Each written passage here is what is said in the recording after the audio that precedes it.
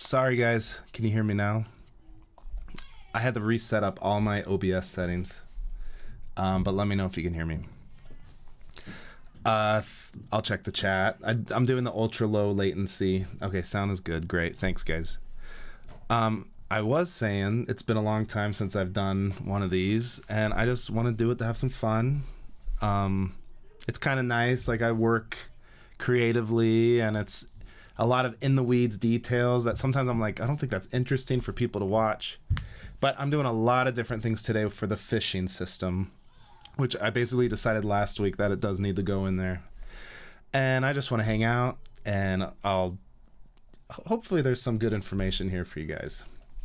But yeah, it's good to see you guys.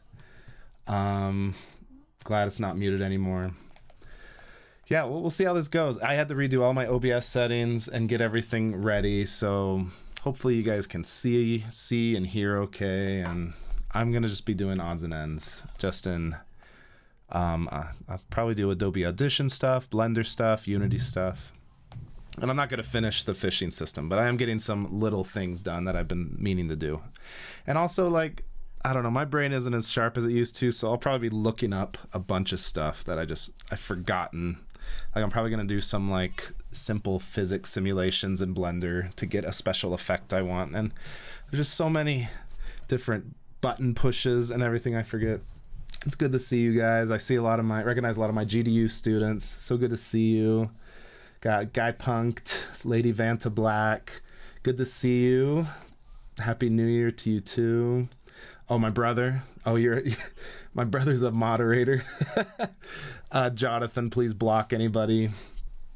If anyone starts trolling me, that would be great. Hey, Thomas, good to see you. So glad you're here. This is great. So it's amazing that I can just put a random notification that I'm doing a stream and people care. Like, really, I'm honored. Thank you so much.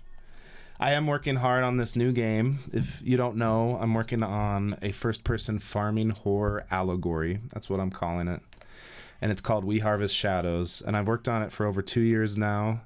I had my big reveal in August. I actually got to meet some of you in Germany. I went to Gamescom. And the demo, I had the demo done that point, and I did the trailer, the first initial announcement, and it did infinitely better than I could have possibly imagined. So things are going great. I feel like I'm having a better balance on work.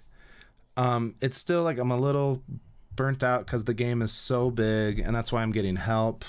I don't have any like big announcement things to add now, but I work on the game every day. But I'm not like killing myself because, you know, I have a family, I have 3 kids. And I'm realizing, like, maybe in my 20s I could have just barreled through it, worked as hard as I could without eating or sleeping that much. But I'm 36. I'm getting too old for this. And I want to keep liking what I do. And there's been a period where I just hated this. I just didn't like it anymore. So I'm realizing I need to be more sustainable. So I wanted to share something I really liked. Let's see if this works. Do my keyboard shortcuts still work? Okay, cool. This is, I just wanted, before I get started, I want to share a quote I really liked from Local Thunk. And if you know, he's the developer of Balatro. And where was it? I had it up and ready to go. He answered a question that really resonated with me. I had it all queued up and ready to go. Where was it? Okay. So this is, someone asked this, Local Thunk, solo develop, you know, he's asking Balatro developer, solo developer. They asked him, do you have any tips for aspiring game devs who have ideas but maybe struggle to stick with a project for the length of time it would take to complete it? And that's been kind of depressing for me because I've worked 2 years, and luckily people like what I'm making, but if I don't stick the landing, it's all for nothing. The game's got to be good. People like the free demo, but if I'm going to make it a $20 game, it's got to be good, or else all these wish lists are for nothing. And I'm like losing steam. It's just, I'm tired of this project. I want to work on something else, trust me. And then this is what he said about that. I've been asked this question a lot, and I do have a tip. I spoke at length with a bunch of other indie devs last week about giving a good, actionable piece of advice for this, because it's something that I or they no longer struggle with, but seemingly most starting out do. I'll use painting as an analogy here. If you want to get into painting, there are a litany of different motives for starting that hobby. One of them might be because you want to paint a masterpiece. Another might be because you want to find a hobby you enjoy regardless of outcome. In game dev, it really feels like everyone wants to make the masterpiece, but very few get into it as purely an expressive creative hobby. There is nothing wrong with that motivation, but it means that you are immediately disappointed because you simply can't just paint a masterpiece. It takes practice, iteration, failure, and you never have the opportunity to spend time with the craft enough to develop your own voice and vision. What you need to do is find a way to enjoy the process of painting more than having the masterpiece with your name on it. If you don't enjoy making a game, then you will not be able to create something special, because the process of making a game takes an absurd amount of time and effort. I love making games more than anything. I have a ton of games that have never been shown to the public. I'll probably make more, and most indie devs that I talk to have a similar love of the process of making games. Too long didn't read. It's important to know that if you want to make a game, or if you want a game to have been made by you, learn to enjoy the game creation process more than anything else. And so that's something I'm gonna do better on. I wanna enjoy this process a bit better. And I've been so stressed on the business side, of funding side, of do I get enough wish list, do I get enough downloads, that I truly have, like, the past couple of years, I've forgotten why I even do this. I really just, it's kind of been, sometimes, I don't wanna be too overly dramatic, but there's just so many other things I'd rather do than work on this game that I've already been working on for 2 years. But I make games because I love it. I grew up doing it. Hello? Is this a bad time? Yeah, what's going on? Oh, I can talk to you later. Okay. That was the... When should I come back? Like in 2 hours. Oh crap, we just gotta talk now then. Okay. Sorry, Everyone say hi to Elise. Oh, I'm like, my hair's all wet and everything. Sorry. Just real fast. Hold on.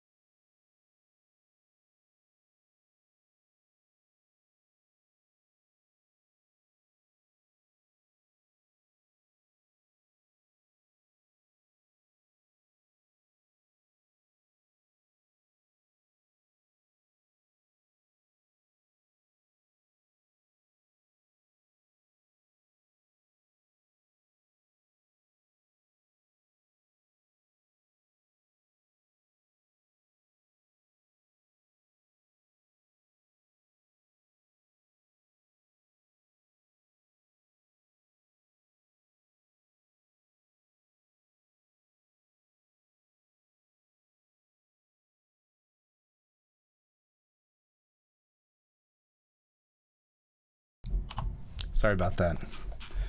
Just family stuff. Way to go, Elise. Sorry, she had to take our youngest to the doctor real quick, and so we're coordinating. But he's fine. Our little boy's fine. Good to see you guys. Yep, and everyone said hi. I'll tell her you guys all said hello. Thanks for the nice words. I'm reading them now. Thank you so much, everybody. Now, we in the mid-30s and the brain isn't nearly as resilient as it was on 2 hours of sleep and 4 Red Bulls as it was at 21. That's what I'm going through. And yeah, and I, like I said, I'm older. I'm older than most game developers, and I'm realizing, like, there's not a ton of game developers that are past their 30s and have kids. I don't know. Is game dev a young man's game, young woman's game? I don't know.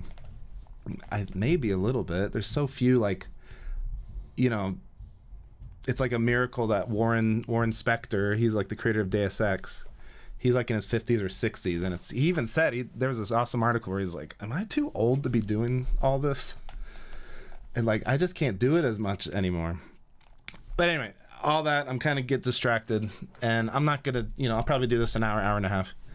I'm trying to find, I do love it. Like, I love this. I find joy in it. I just love, like, the little things. And it'd be fun just to do that with you. That's all I want to do. Like, I've been having fun in Blender and sound mixing. I really enjoy some of the stuff I don't love in game development, but you know how it is. I'm sure a lot of you are game developers.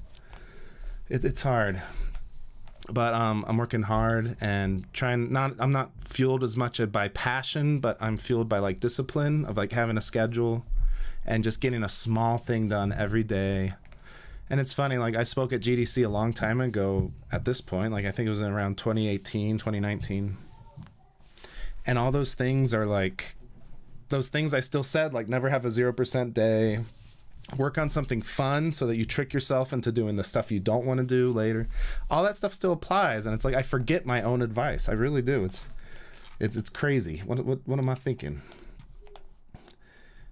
2 kids and 48. Awesome. Sylvant Gaming Studios. Keep it up. You are, I think you're an outlier, which is awesome. I think it should be more sustainable so more people can make games and stuff. And it's okay to keep it like a hobby. And this is my full-time job, which did, I had to like figure that out. But it's possible. It's going well. I should take my own course. I know, there's like my own advice. And you just relearn stuff, and it kind of has to sink into your heart. That's what I'm realizing. Like, you could say things, but you have to like relearn it, and it has to sink into your heart for a bit. Thanks for all the kind words. Okay, I will check chat. I will check chat periodically, but the goal is to work on some stuff. So I'm working on fishing, and as you know, I love asset packs. So I usually use CG Trader. Now there was sketchfab.com. Now it's fab.com. I found some that I really like. I need to get this ready for this fishing system that we have in our game. And I work with a programmer named Connor Younger. He's brilliant. He's like my junior developer. But honestly, he might know more about scripting more than me. And like I've said, I'm not much of a programmer. I come from an art and film background. I am getting better at it, though. I'm doing a bit more C# and stuff. I don't really, I do use Playmaker, but it's usually only for, like, linear cinematic sequences. I'm getting good at C#. Isn't that amazing? At programming. After so many years. So I was looking for a good fishing rod for the level 1 version in We Harvest Shadows. And if you don't know, We Harvest Shadows, like I said, it's a farming horror game, and I also call it an anti-cozy game. And so you do, like, during the day, you do the things that keep you going, you do your chores, and then at night it gets a little creepy. And also you're motivated to finish your chores so you can go to bed early, and that way you don't have to deal with a scary night. So that's kind of like the push and pull gameplay mechanics. I was looking for a fishing rod because I do pay attention to all the player feedback in the Steam forums. This game is, like I said, it's doing better than I thought, which is great. I always hope there'd be a lot of people that want to play this game. And now I'm at 235,000 wish lists, which is incredible. And I want to make sure the game lives up to their expectations. You know what I mean? So a common thing was like, you need fishing, and this is going to have like Stardew Valley type of things. It's got to have a little bit of the fishing, and it's not going to be deep or complicated, but it does need to be in the game. So we have a plan. Me and my programmer Connor, we've been working on it.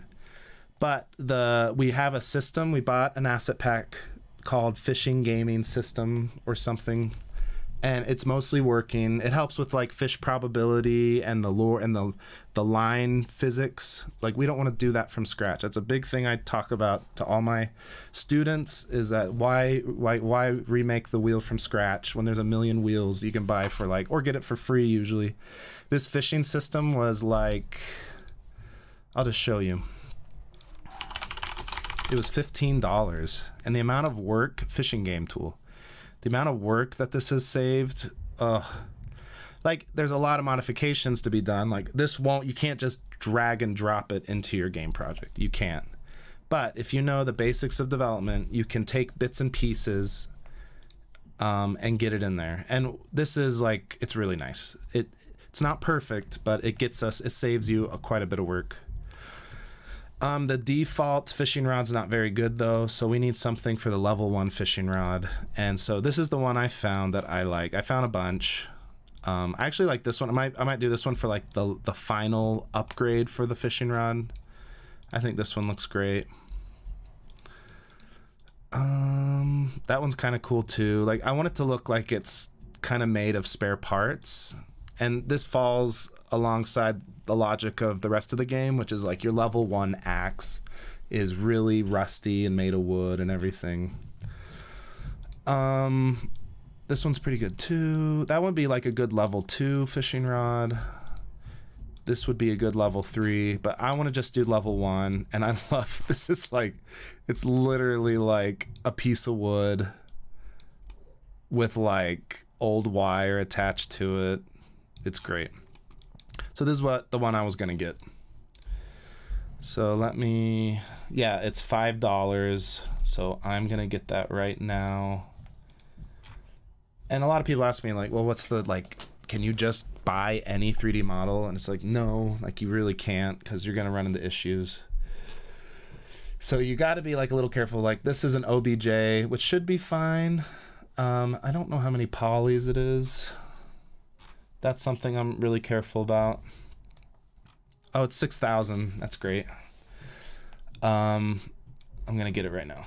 So give me a second.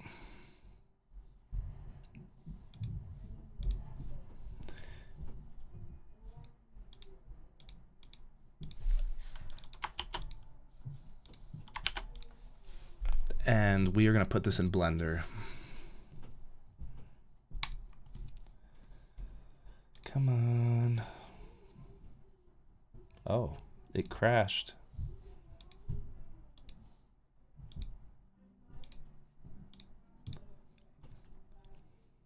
Oh, it like loads it. Okay, that's crazy.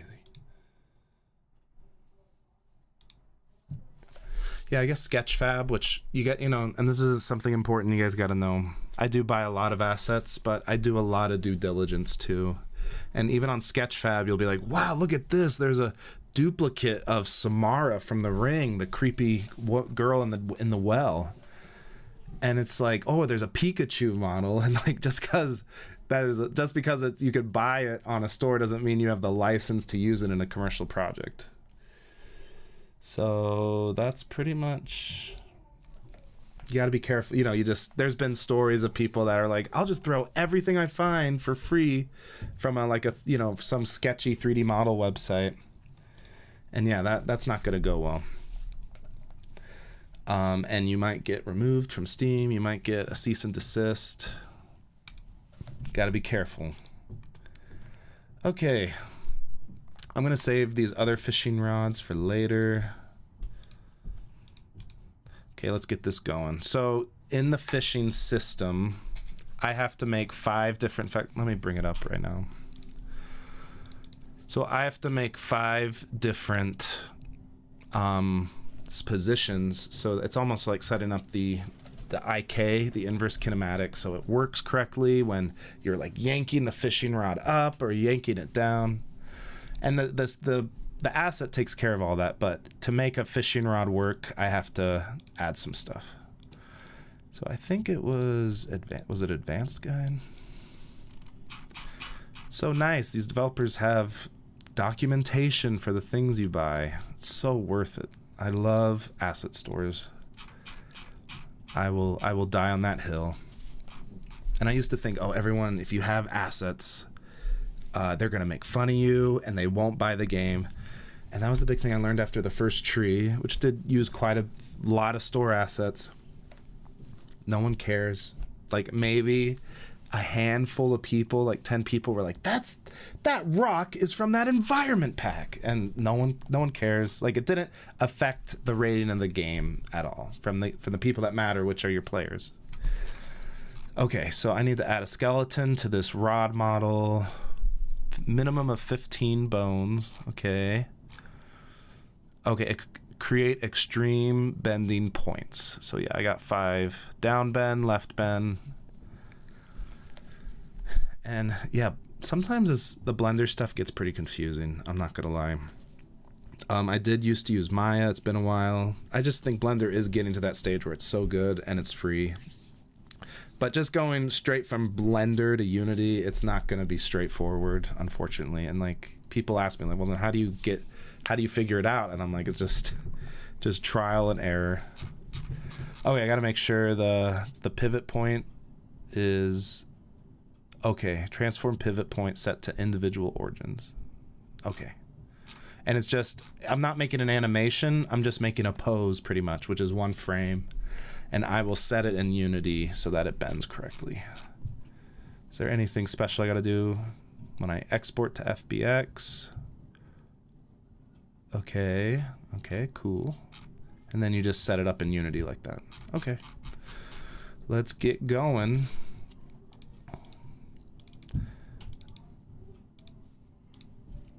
Let's unzip.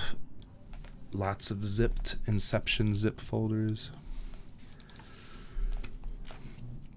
Unity Asset Store requires publishers to add documentation, actually.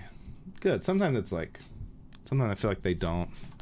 It's fitting. We have a fish in our Blender opening graphic. OOT fishing is my standard. I like the old name Sketchfab. Yeah.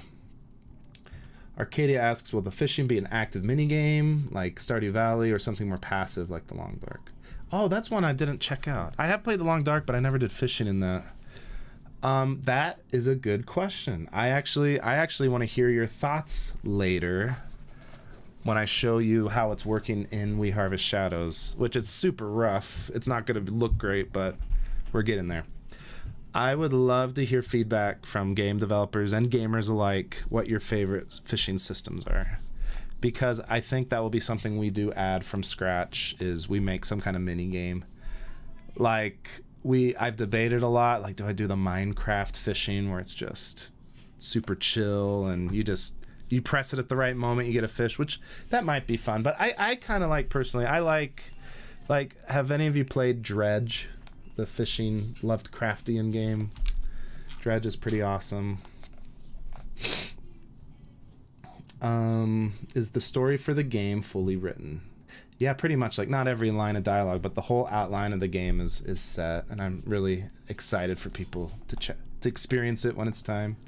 It's like, you need, like, if you were just to read the script, it'd probably be kind of lame, but with the music and everything, I think it'll make a huge difference, and it will be a really great game that people look back on fondly when they complete it. Good to see you guys. Osman, you use assets, ha ha. Yeah, Dredge is awesome. I've not done Sea of Thieves fishing either. The Dredge one is interesting because it's not like the Stardew Valley fishing is like, oh man, like it's kind of like, you know, you're keeping that little rectangle with the fish, which is fun, but it's not as relaxing as like Dredge, where it's like you really have to screw up to lose a fish in Dredge. It's harder when you're lifting like the stuff from the bottom of the ocean. That is harder. They changed the minigame. I'm just talking about fishing. And it just speeds it up, which I kind of like. It's not as much pressure. Like, and the game is there's so much tension between the daytime and the nighttime in We Harvest Shadows. So I don't know. I haven't decided yet. I really haven't. I do love Ocarina of Time's fishing. Oh, that's so great. Yeah, Stardew's stressful for me. I think it is for me too, honestly. Oh yeah, fishing accessibility mode. That's something to keep in mind for sure. Dredge, yeah, it's good. Someone said, oh wait, let me answer this and then I'll get going on Blender. Hey David, do you weigh up buying an asset or doing it yourself? Is it purely time? Actually, I was thinking about this recently, and I have a new answer that I don't really tell people. It does save time, which is, you know, when you're making something as big as a game, which takes so much work, then yeah, you want to save time. But it also saves me like mental effort, if that makes sense. I feel it now more in my like headed into my late 30s, and I just don't want anything. I want to do the stuff that is fun to me so that it keeps me wanting to work. And if I do too much stuff that I hate and that is frustrating, then it kills the whole project. So yeah, like I try to buy things or hire people on the things that equates to me banging my head against a wall. And that's really important. It's not just time. It's about like getting like loving your work, like Local Thunk said about Balatro, and enjoying the process. Okay, hopefully the OBJ. So if you have a random 3D file in Blender, you go to import and you find that type. It's a wavefront file, which I don't really know what wavefront is. Import it right here. Where is it? Hand? What the heck? Well, that's not good. You're gonna see me, you guys, you're gonna see me troubleshoot this in person. So yeah, that's weird. I bought the OBJ and imported it, and there's nothing there. Oh, got it. Okay, that's really big. Oh, why is my camera clipping so bad? That is so crazy. Oh, I'm talking to people on the internet. Oh, look at this. Say hi, Evie. Hi. We just beat Outer Wilds. Hold on, you guys gotta see this. Is this gonna work? And we beat the new DLC, Echoes of the Eye, and my daughter, Evie. This is so cool. So this is the artifact in Echoes of the Eye where you see on the stranger on that special space station. And it's so much fun playing games with your kids and showing it to them. That is awesome. I'm gonna keep it in my office. I love Outer Wilds so much. One of my favorite games of all time. Spoilers. Oh, I didn't spoil anything. Nice. See, I'm trying to be more relaxed. Like, yeah, I'm getting interrupted every 10 minutes, but that's okay because you guys are just hanging out, and thank you for being here. And yeah, like my OBJ kind of didn't import very well, but we're gonna figure it out.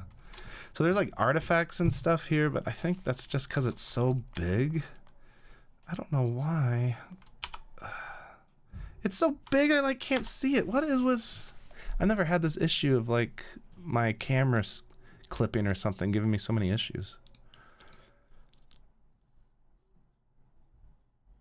Yeah, is it like a viewport thing? I am not a Blender expert, by the way, at all. Sorry to tell you guys that. But we're gonna make it work somehow. But it's here. My OBJ that I bought is here somehow. I don't believe it. Oh man, I hope this works. This is probably... Game dev is so messy, so it's not gonna be like a clean tutorial. But this is the reality of the situation. My close personal friends. Hey, Effectus Games, good to see you. This is great. Yeah, where's the near clip value? Thought it'd be around here, but it's not a big deal. It just was ultra big for some reason. Okay, so I'm gonna reset my pivot point to 3D cursor. Much better. That will work better for us. Now, this is kind of interesting. So the whole thing is that this is gonna... Oh, whoops. There we go. So the whole thing is that this is gonna bend and everything. But... Actually, I might import... Oh no, I lost it. I might import the default fishing rod just to make sure that the sizing is close. That's a good idea. Let's do that real quick. Because yeah, the default rod is... I'm doing this because the quality of that model doesn't match the game at all. And this is the thing where it's like, you can't just throw a bunch of art styles in from a bunch of asset stores. You need to put some work into making it cohesive. So we are going to replace the fishing rod from that fishing asset system.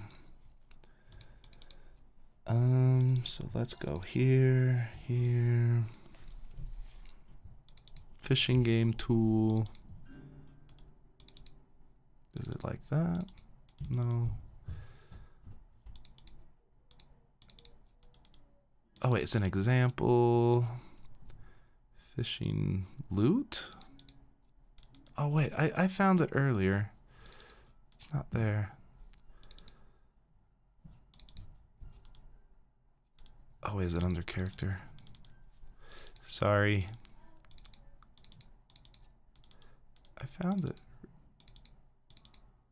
No. Under example. Oh, here it is.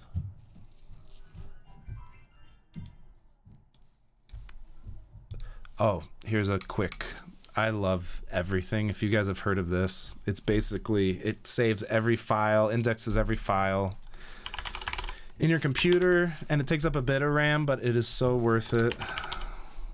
See, that was so much easier than going through a million different folders. I get so sick of that. Download everything and run it in the background. It is so worth it. Where was it? It was an example. Okay, that's weird. I just can't see it. I'm blind.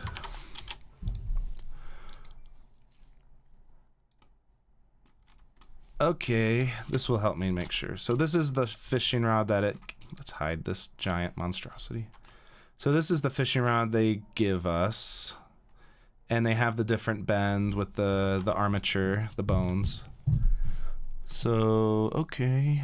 Let's straighten it out. Where be those clips? Let's just get it straight, no bend. Much better. Okay. So now I can kind of line this up a bit better.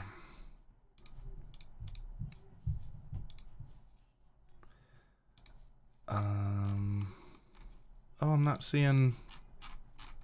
That's weird.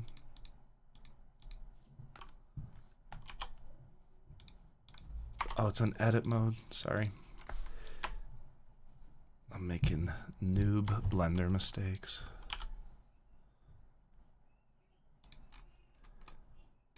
Oh, those bones are so giant. I know there's a way to make those smaller too.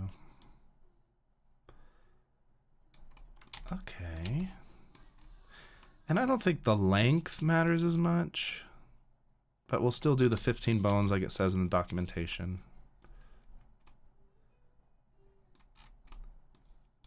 Can I hide that? There we go. Thank you. Let's get it lined up best we can.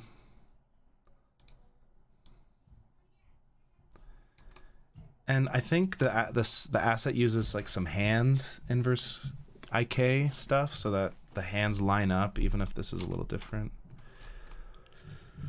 But we'll just get the bending going, right? Get that lined up a bit. And the bottom of this will be off screen since it's held in first person. But I think it is important to keep the reel pretty close. Oh, that reel is so big compared to the rest of the model. I think that's looking pretty good.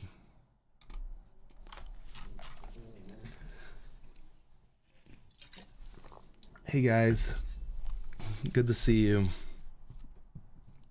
Windows is rubbish at this still. Yeah, definitely get everything. I think that's what it's called.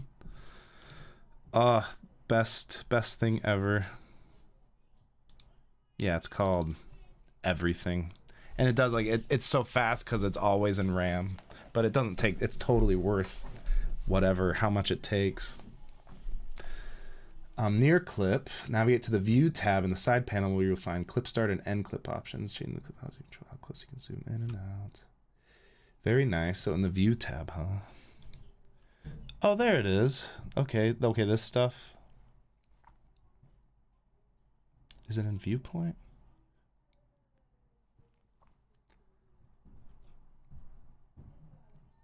Oh, in the side panel. Would it be like around here maybe? Or options? Oh, is it this stuff? No, it's not.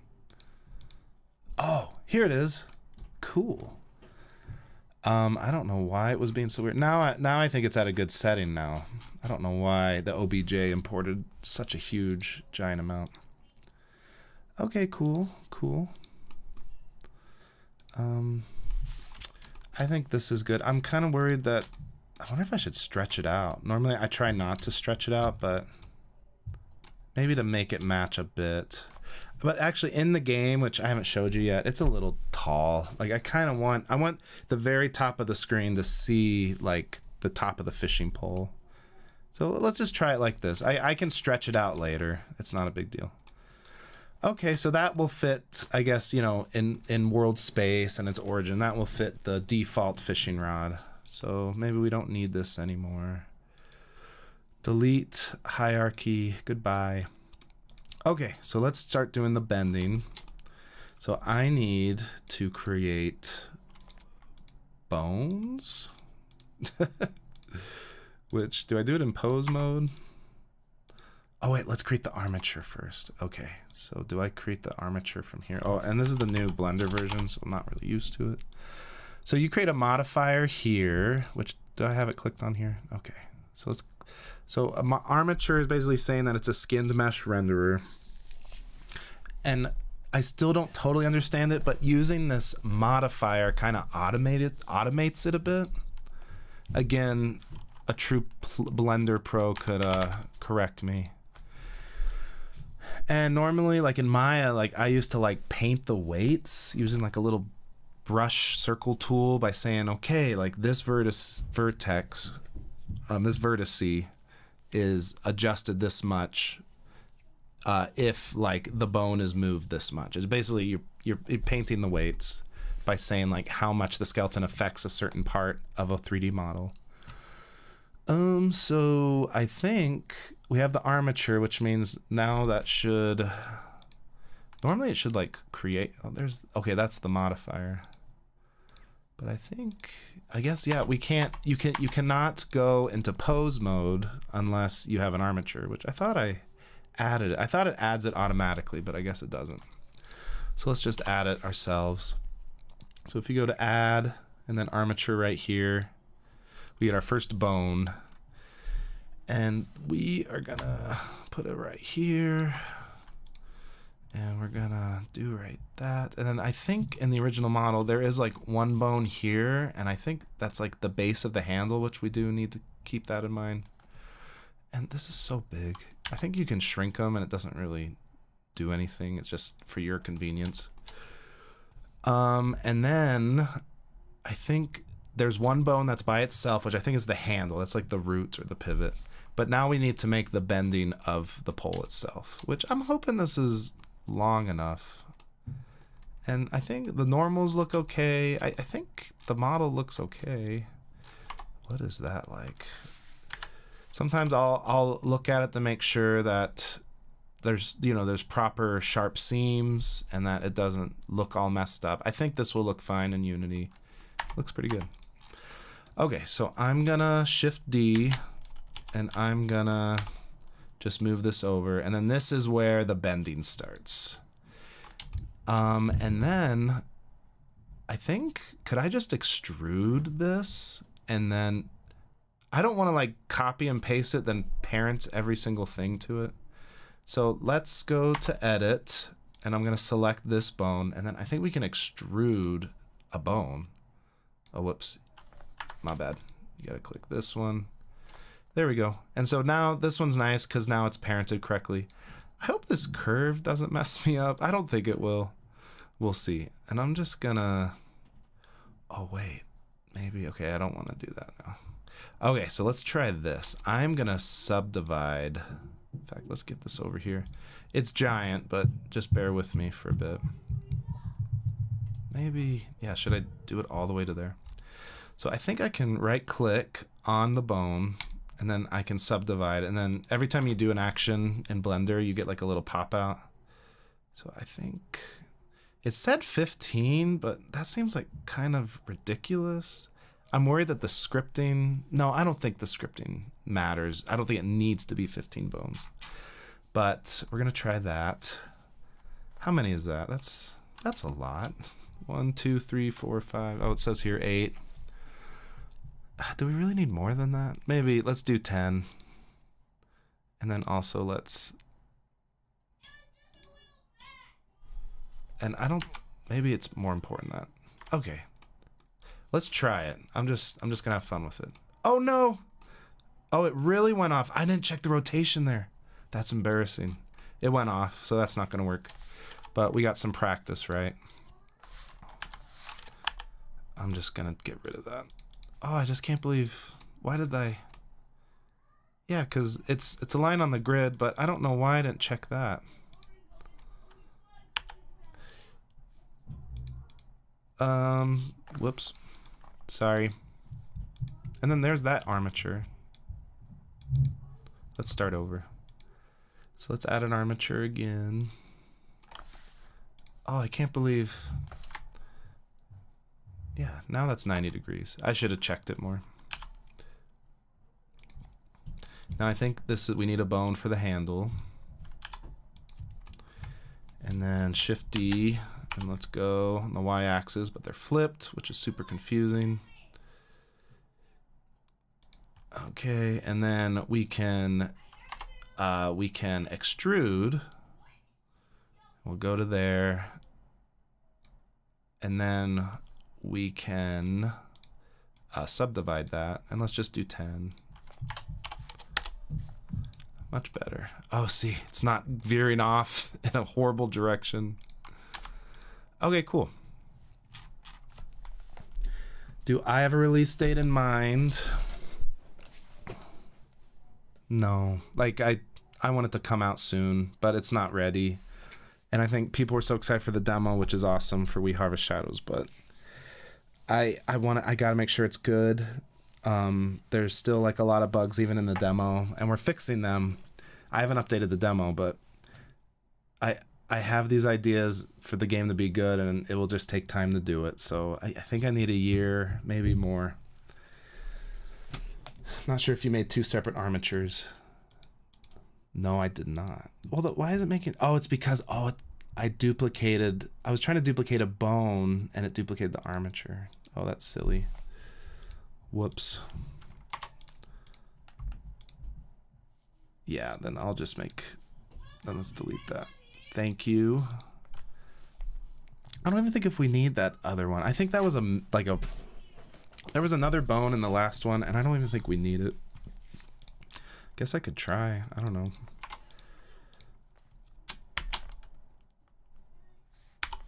So yeah, it needs a random bone. Yeah, and see, that's what it's like in the fishing rod. Although this one is called bone 12. The other one was like the very first bone. Okay. Whatever. Yeah, we'll just go with it. But yeah, these are supposed to be linked. Now, this is like a step... I don't know. It doesn't totally make sense to me. I think we're basically automatically painting the weights like I was talking about. You can do it automatically, which is great. I think you just have to select the mesh and then select your armature, which has all the bones.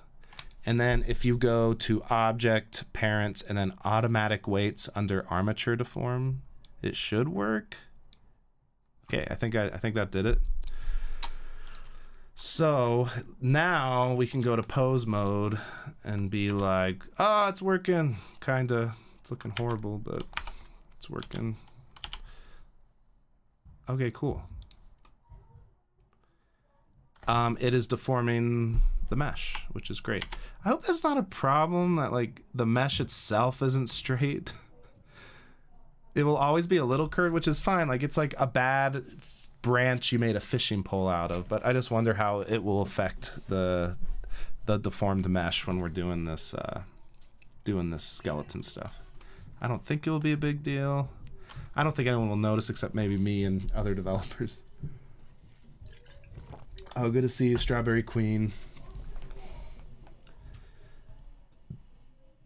Yeah, generally following the shape. The thing is, though, it's like in the system, the scripting we're using in this fishing system, like, yeah, it's supposed to be straight, but what if, like, by default, I kind of want it to rest in that, like, you know, it's like a curved stick.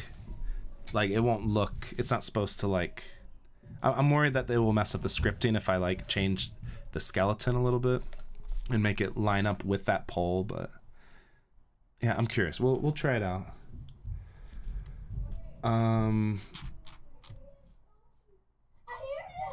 Oh, my kids are screaming through the vents right now. Okay, so what do we got to do now? We got to make these different things. So I got to do down bend, so make it follow down there. And I guess, you know, for other Blender pros, there's ways to like bend it really, really nicely using, what is it called? Bendy bones? Maybe you guys know what that's about. But we're just gonna do this. Okay, down bend. So this is something I'm pretty confused about. Oh wait, how do I make a new? Oh, where's my clips? There we go. Oh wait, do I have to just go at object mode? How do I make my new animation? Oh, is it this? Start editing stashed action.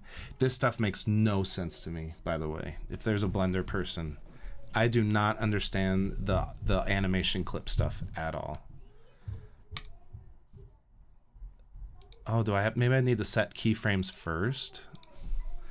I don't know. Yeah, this stuff makes no sense. Create pose asset. So if I hit I. Oh wait.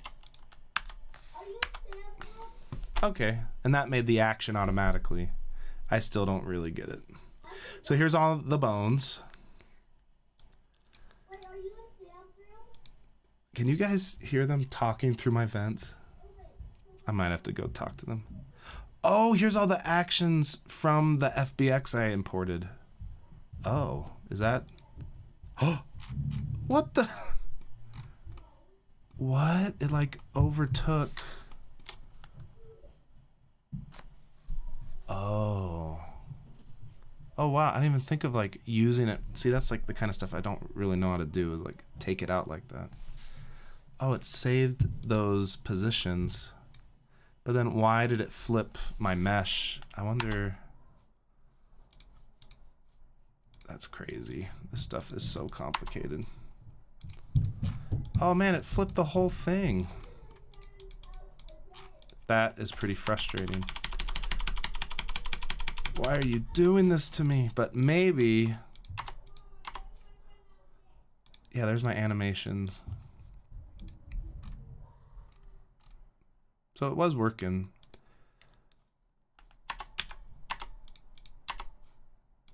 Object mode.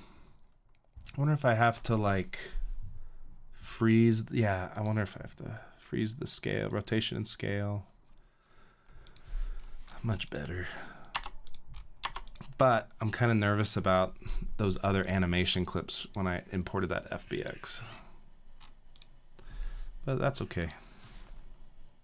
Let's just do it on our own. I really don't want to select those things.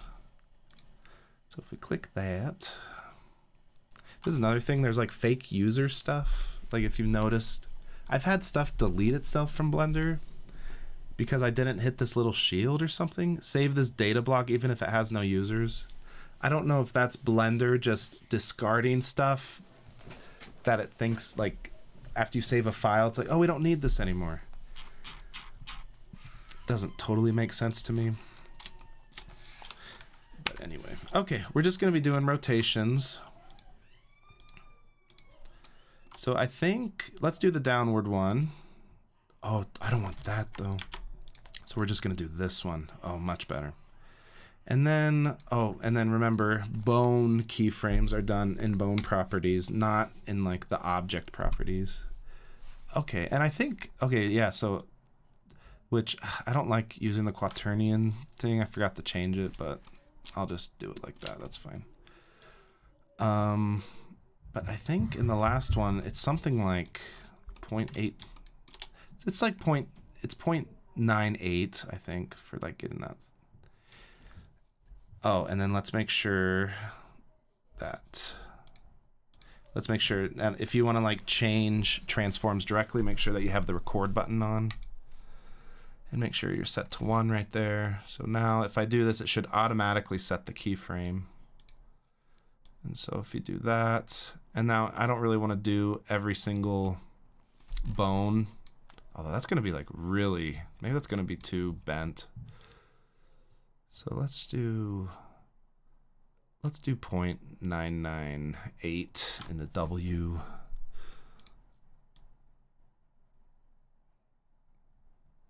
Yeah, that looks good. Do you guys usually use the quaternions in Blender, or do you switch it? You can switch the modes, but I've done that before and it really screws up your keyframes if you don't do it at the beginning, which I guess I could do it like that still, but then I gotta change Does it change? Does it only change the one? Yeah, I think you could change that by default. You have to, but I'm not going to worry about it. Have you made sure to do weight painting so it is smooth? Like, I did the automatic weight painting, but I think just it's a poll. I think it's going to be pretty smooth. Yeah, apparently, I guess, I wonder why mine defaults at quaternion for rotation and stuff. The painting is so good at making me paranoid. Yeah, and I've tried to learn. There's some really cool things that actually help me grasp quaternions. There is little interactable games, or they're interactable websites that show you the quaternion working in real time. And that really helped me understand it. But it's one of those things where you don't need to understand it. It's just something you do if you really want to get into math. But basically, it's using imaginary numbers, but it's the same as like saying it's an imaginary number because it's using like a -1 dimension, usually on the vertical axis. I can't explain it. I possibly can't. It's impossible to explain, but the website helped me kind of figure it out a little bit more. I wish I knew the link, but if you just type in interactable quaternion on Google, you'll find it. I hate math. I'm not even looking forward to Little Nightmares 3 anymore, but this game, oh. Thank you. I hope the final game lives up to your expectations. Thank you for the support, everybody. I don't even know how many people we got watching. Thank you. 70. It was 30 and then it jumped up to 70. Thanks everyone for watching. That means a lot. Okay, let's get this going. So you can just copy and paste the keyframes because they're all because they inherit the rotation. You can actually change that, I think, by going right here. Local, for some reason, that's because that's the parent. But children of that bone, you can like click this, and that means copying the keyframes makes it pretty easy. So I'm gonna copy these, and now I think if I do that and then click right here, and then I can just do that down the line. Then I'm hitting A right here to select the keyframes right here, and then hitting just paste. Now hit A, paste. This is gonna be way too bendy. Whoops. A, paste. See, I don't think I need 10 bones. I don't know why it said you need 10 bones in the documentation. In fact, if I keep doing it more, it's gonna like bend in on itself. That looks pretty good to me. And again, this is just a visual effect. This doesn't affect like the scripting, but it's just doing some art, some modeling. But that looks pretty good to me. Okay, what was the name of this? So let's call this...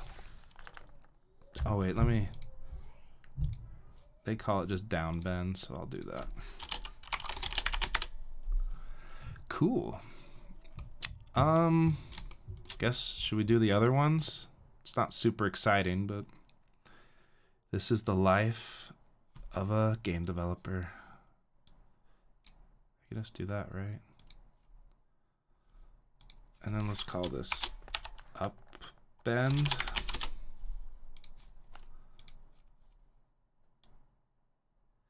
So I guess we're just gonna go a little opposite.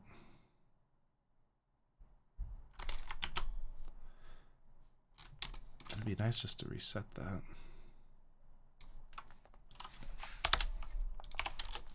Let's get, there we go.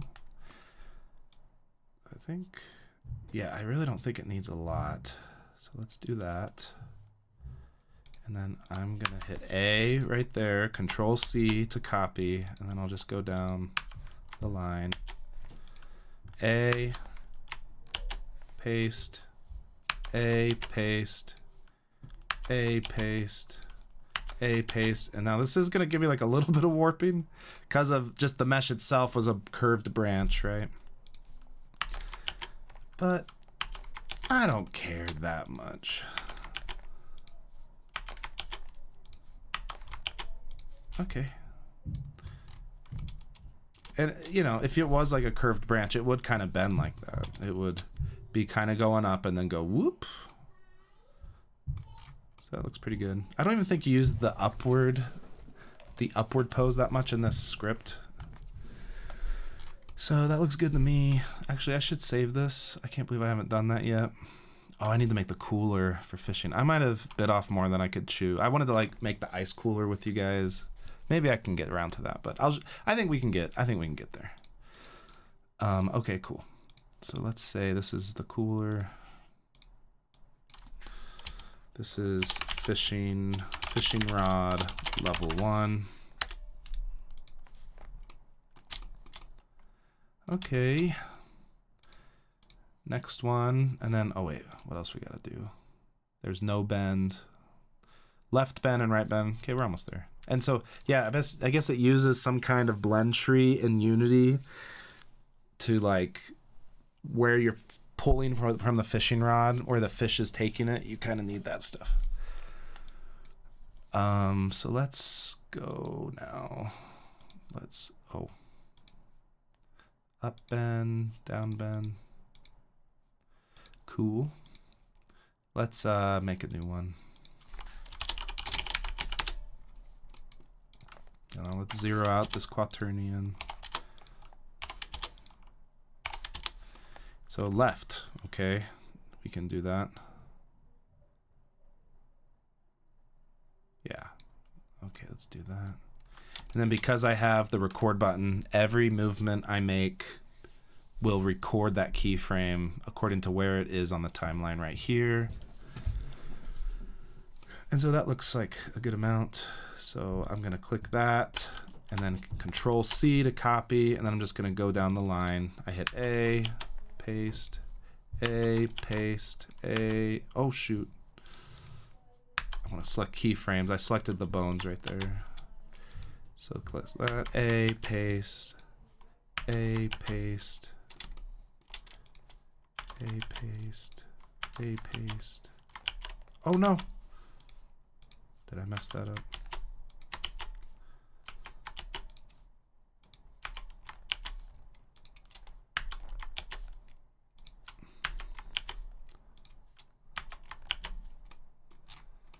This looks pretty good. Cool. Saving the file, and then we just got to do one more. Oh, so click on that to get a new one. It calls it 0.001 when it's like duplicate when you hit new. Just the language of Blender, which I've been thinking about. If you guys have like a really awesome Blender online course or tutorial series specifically focusing on like game development, I'd love to hear about it. I've saved a couple, and I'm always, it's hard with time, but if there was like an amazing, succinct Blender modeling course, I'd love to hear about it.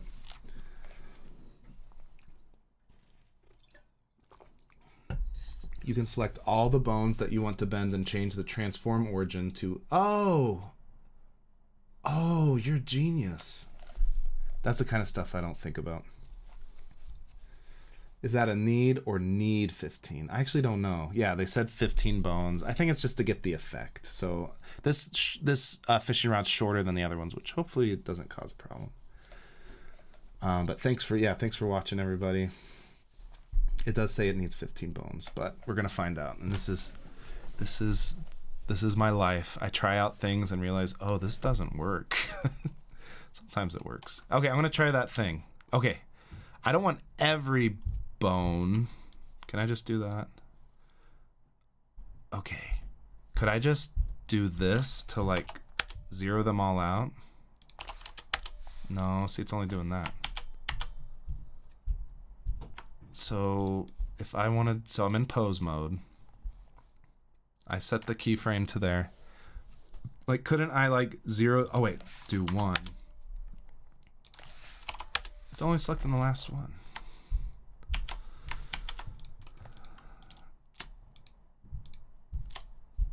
Yeah, because if I do that, I'm selecting it.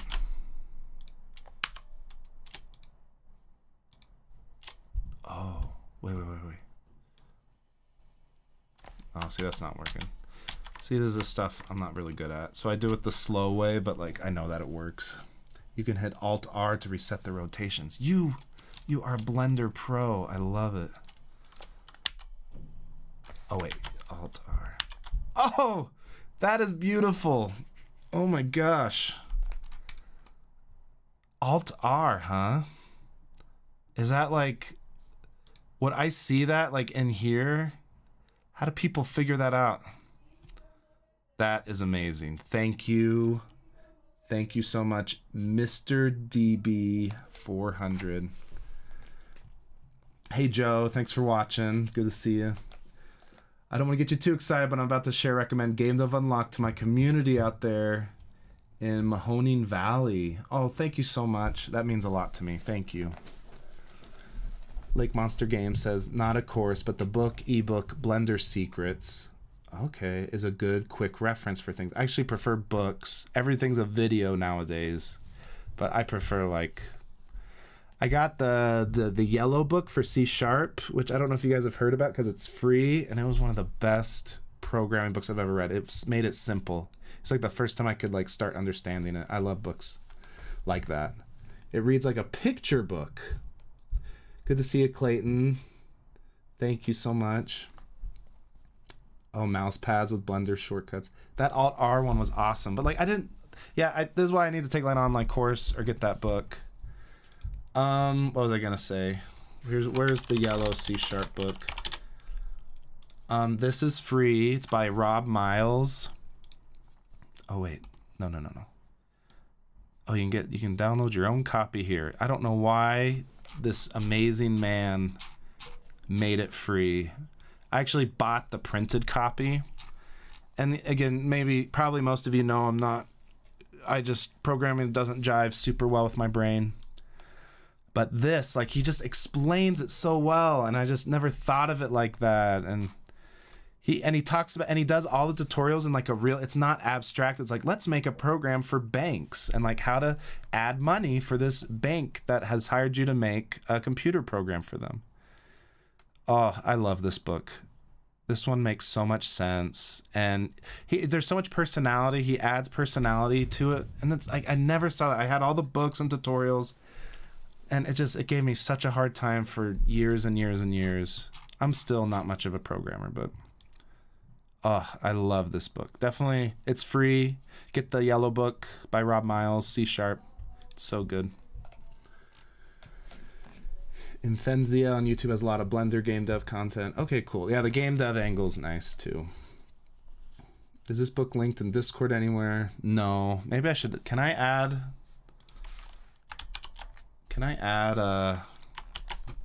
links to the chat? Tell me if this comes up. Maybe it won't. That's a direct link to his website. Maybe this link is more appropriate. Great book. Okay, so I think I have the right bends. I don't know why it saved that stuff. Maybe I guess I could just delete it. Will it screw up everything? Although last time I did that, it screwed up everything. So, no, that's exactly what I didn't want to do. Okay, sorry. Okay, cool. So I've applied the rotation and the scale.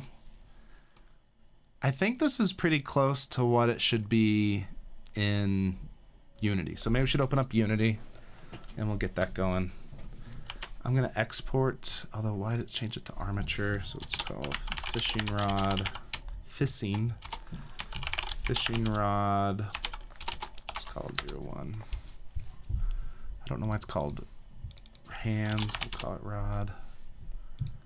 And I'm looking at this, and I think it's mostly correct. Let's just try it. Let's just get it in Unity. And I'm way more comfortable in Unity anyway. Okay, cool. So we got that. I don't know why it's still selected here. It's like not letting me select it for some reason. Okay. Oh, it's in pose mode. So I'm going to export to FBX. And yeah, let's try it out. I don't think I need to hit apply transform, although normally you have to do that when you're going to Unity right here. Here is a pro tip that took me a lot of figuring out to do. Oh, we do want animation. Okay, here's pro tips. Simplify by default. Blender removes keyframes. It interpolates and just tosses out information. And I've made the most beautiful animations, and then they're just all jerky. So always put this to 0, and then let Unity optimize the keyframes, because it is like, it's a lot of data. It can make the file size like go up like crazy. But just don't do it, because it will, like, especially if it's like really, if it's smaller models, like first person hands and stuff, that's where it was causing issues. And that would mess up when it was like, you'd have something in like the player's hands in the first person model, and it was all shaky. So make sure to set simplify to 0. And here's another pro tip. Where is it? So the scaling's like, I don't know what it is by default, but you want to set this to FBX units. And this only matters if it's like you have an armature or a rig where like you want the players, like this 3D model of a hand, to be holding something. It will make everything down its hierarchy by scale. It will make it 0.01, which, you know, if it looks right, it looks right. So it's not that big of a deal. But I run into huge problems when the player's holding a notepad with TextMesh Pro objects on it. And because it's so small, the scale is 0.01. And then I'm scaling up TextMesh Pro to compensate, because it's like down the hierarchy in the hand rig. It caused so many issues. So doing that makes everything 1.0, no matter what, down the hierarchy. So FBX unit scale, simplify it to 0. Yeah, that looks good to me. Export FBX. Okay, let's open up Unity. Oh, this costs $5. Totally worth it. I can't wait to see how it looks in Unity. That'll be nice. Oh, and then let's do this right now. So this, if you're in the world of adding a ton of asset packs together, you're probably going to run into this where it's like, here's your roughness map.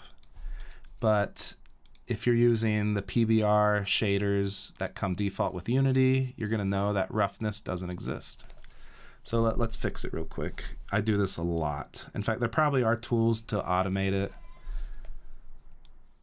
I don't know. I have this weird thing where like the more programs running like in my project or on my computer, like gives me anxiety, because I just feel like it's gonna like screw something up, which is probably ridiculous.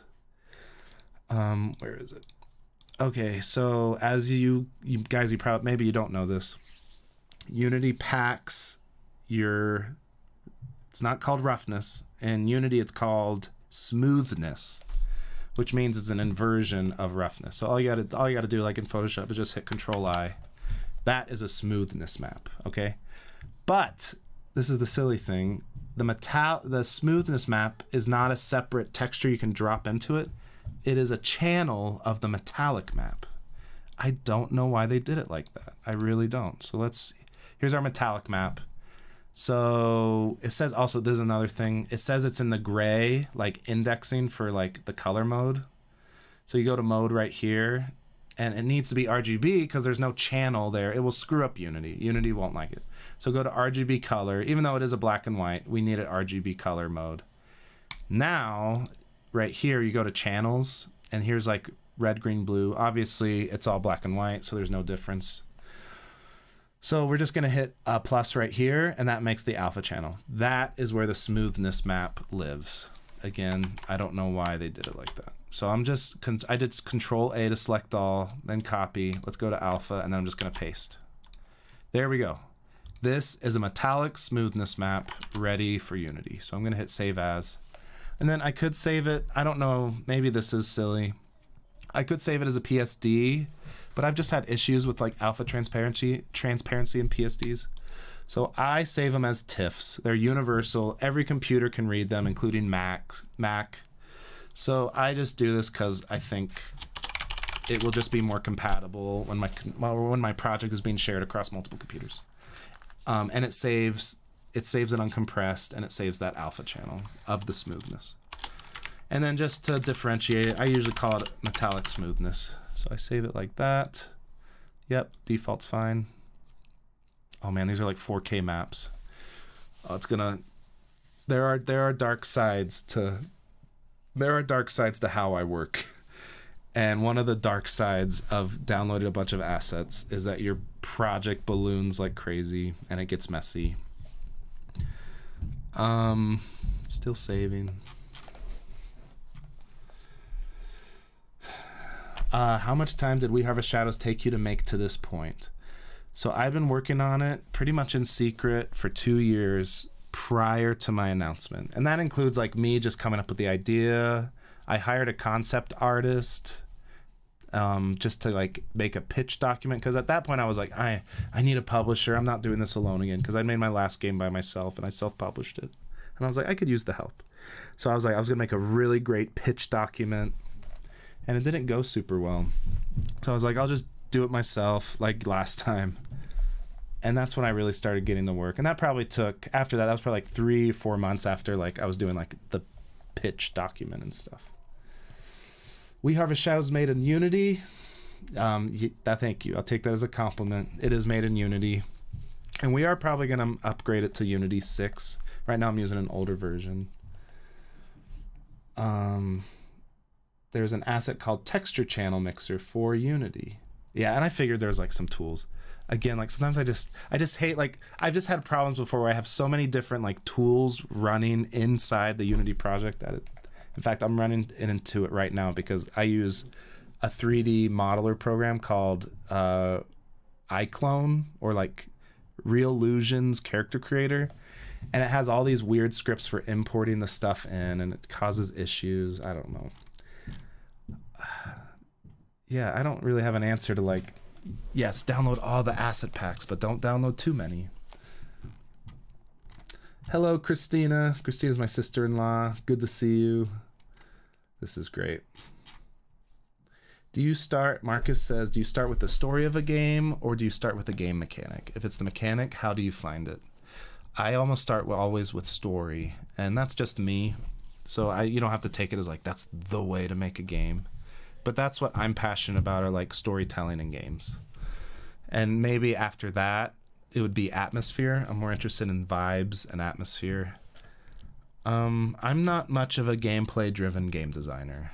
There's some people that are like, in fact, most game developers I talk to are like, I really want to just make deck-building card games, and I want to make this game that's like a chess roguelike. And me personally, like, there's nothing wrong with those games, but for me personally, I don't really like those kind of games. I'm more interested in storytelling and atmosphere and immersion.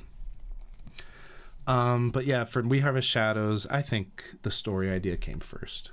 And then I was like, I like the farming games. I like Stardew, and I like Animal Crossing, and I like Farming Simulator. I like survival games. I love The Forest. The Forest is one of my favorite games ever. So it's a big combination of all those things. But yeah, I guess you could say I do borrow a lot from other games. And I think a lot of artists do that in any medium. I think a lot of musicians borrow from the musicians they admire. Felipe says, do you plan to do early access or Kickstarter? I'm still undecided on Kickstarter. I don't have any big announcements yet. I'm still toiling away at the game. But because my game is one of the top most wishlisted games on Steam, it attracted a lot of attention, which is awesome. And it meant I had everybody trying to talk to me about a publishing deal, which is great. It's a great thing to happen, but I need to make sure I pick the right group, because I think I do want a publisher. I could do a Kickstarter, but just the idea of like doing the rewards and stuff when it's already so hard to like work on this game, I just can't do it. I just can't do more work. I'm already burnt out. So I think I need help. It's just too big of a game. I need a group of people to help me. Even with a Kickstarter, I could stay independent, but I'd need help, I think. So I think I might get a publisher. I've been talking to every big publisher in the industry, which has been great. But also it's like makes me a little worried because, they have big old money signs in their eyes, and they're like, ooh, this game came out of nowhere. And they don't know, like, I spent 6 figures of all my savings on this game, and that I own 100% of it, which is great. And now they're like, ooh, please give me 50%. It has to be the right partner. So I have gotten offers, which I'm really fortunate, but it's got to be the right group of people, and I haven't decided yet completely, although I think I'm close. I don't know if I'll do a Kickstarter. It depends. If this discussion with these there's one publisher I really love and I want to make it work. If the discussion still goes south and just doesn't work, then I guess I'll do a Kickstarter. I'm not sure, but I kind of need the help. Okay, Unity. Let's get the fishing rod in there, and then it'd be cool to get the cooler with the ice done. Because you're probably wondering what I'm even talking about. In the game, you'll catch a fish, and I want you to be able to, like, you sell the fish like everything in the demo. And I want to make an ice cooler that the fish lays on top of, and that will be the item you hold and throw in the trailer.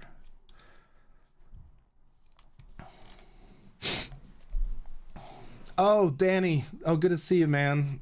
East Shade Studios, one of my favorite developers. Yeah, the game's doing great. I hope your game's doing well. Glimmerwick, I believe. Yeah, I've been talking to a ton of publishers, and I think I do need the help. It's just too big of a game. I need programmers, I need artists, and I don't want to work on it for 4 years. So I would really like to finish this game in a year and a half, maybe.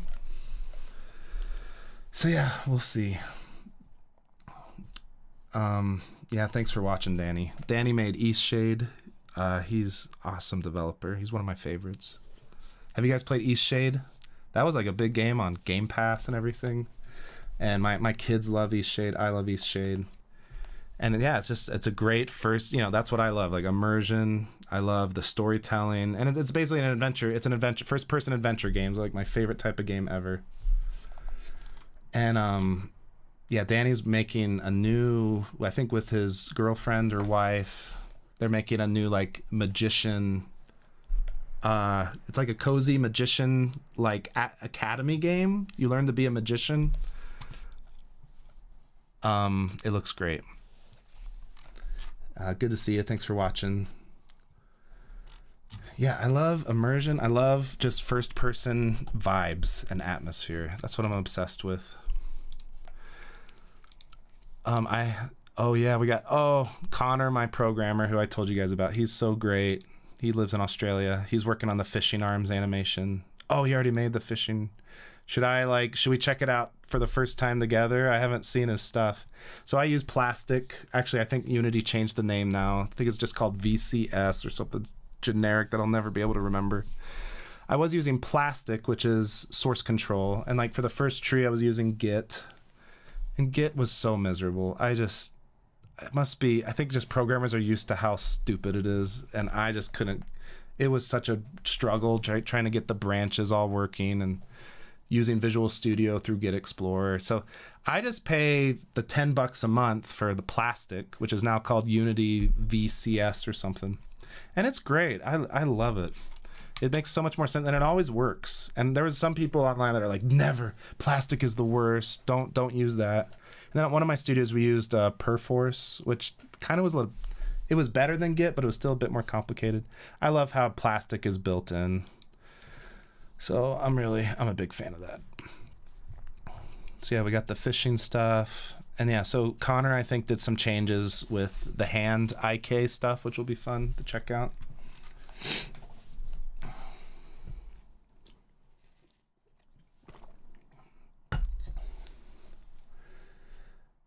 I bet, Felipe, do you have a background in like hardcore programming and development? I'd be curious. It's my experience that people with art background detest Git. When will this game be done? Like I was saying, it's not close to being done. I want to make sure it's good. I need at least a year and a half. And I'm gonna get help because we're gonna speed it up. I have one programmer that I'm paying out of my own pocket. This might make people angry because I did a Steam forum topic and got 800 responses saying don't do this, but I did it anyway. I liquidated some of my retirement just to pay for my programmer and to pay for this, and that's why I'm talking to publishers. It's fun. I was even thinking of doing a YouTube video about it because I've been so vocal about you don't need a publisher. I still kind of stand by that. But like, what if you're at a certain level? Like, does a publisher make sense? Or like, not a level, but like a certain situation. And I would have never said this like 2 years ago or a year ago, but I actually do think a publisher can make sense, especially the great ones, like the really good publishers. Publishers have gotten a bad rap, but like the good ones, like, you're partnering with them because of their reputation and because of their talent and their resources. Like that is worth something, you know? So yeah, I can't believe I'm saying this. And I get into arguments with other devs about it. I'm like, publishers make no sense for any indie developer ever. And now I don't believe that anymore. Take a and yeah, so yeah, that's what everyone has told me, like, do not take out a retirement. But I'm like, but this is a pretty sure investment. And like, they got so many more wish lists than I anticipated. My goal after a year was 100,000, and now I'm at 235,000, which is great. And people are so excited for the game. But that leaves me with a really interesting conundrum. So the hype is there, and that's like this huge thing. Like, that's what most indies, 95% of indies are fighting against, trying to get recognition, like to get recognized and get attention. But what happens if you get the recognition and now it's just all hype? You know what I mean? Like the game needs to live up to the hype, or else. I've seen so many games now on Steam that had 100,000 wish lists on launch, and they failed. Like they sold maybe a few thousand copies with 100,000 wish lists, and it's happening more and more.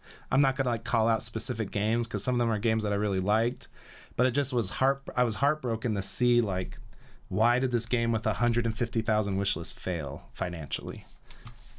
And I think Steam gamers in this age of free-to-play games and games as a service, like, it takes a lot of hype and excitement to get somebody to play a new game. Their backlog's too big, and we're like in an economic downturn. So it's the hype has got to be so big, and that's usually from word of mouth. It's usually from YouTubers. And that only have, like, if a game has a mostly positive review, even though it had a ton of wish lists, then it's going to cause some issues. And I think it will, like, kill the launch momentum. But if, like, the hype is good and it's like, wow, this game is really good, those wish lists won't be for nothing.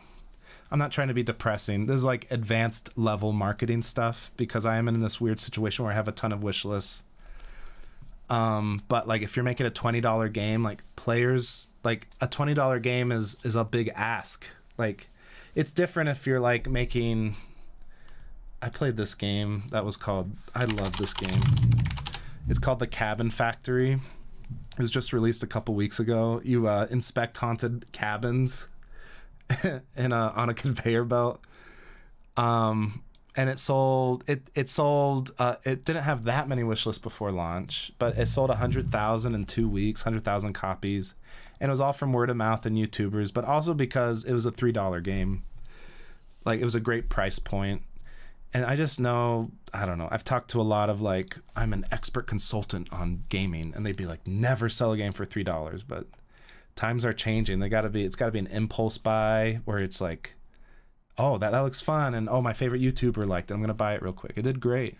But if you're making a $20 game like me, like, players kick the tires. Like, they spend, like, a ton of time to research, is this game actually worth $20? And so the only way for it to be a success is it's got to be good.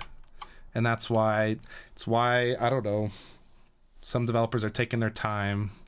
Like, I don't know, Silk Song, the Hollow Knight sequel. It's like they have nothing to lose by waiting, but they have everything to lose if the game doesn't live up to its enormous hype on launch. So they're going to take their time. Like, it's got to be absolutely excellent from beginning to end on day one. They don't have a marketing problem, you know? And, like, for me, I do have a ton of wish lists, and I don't have a marketing problem anymore. It's got to be a fantastic game. That's my problem. I got to make sure the game's fantastic. So I'll probably get help, and I'll hire people, and I'll probably need a year or two to finish it, unfortunately. I'm sorry for the bad news, but I gotta make sure the game's good, and it's gonna take me some time. David, let's be real. When are you gonna allow us to pet dogs or kittens in your game? You can pet a kitten in the demo, although there's not like an animation for it, which I want to add later.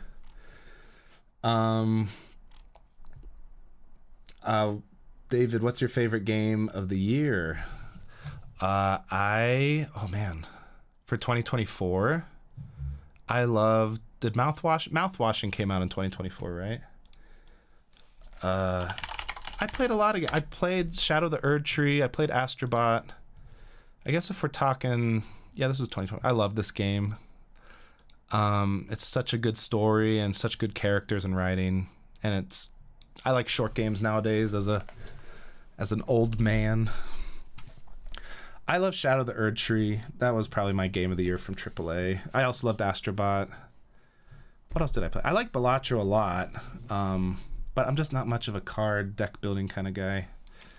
Anyway, okay.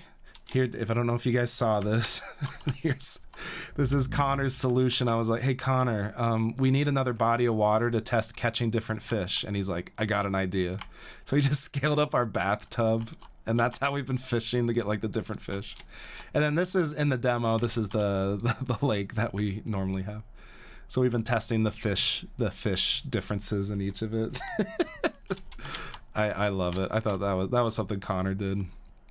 Okay. You guys want to see the bad fishing? Actually, we haven't checked his changes. So Connor said he worked on the fishing arms and added fishing blending animations. Okay, great.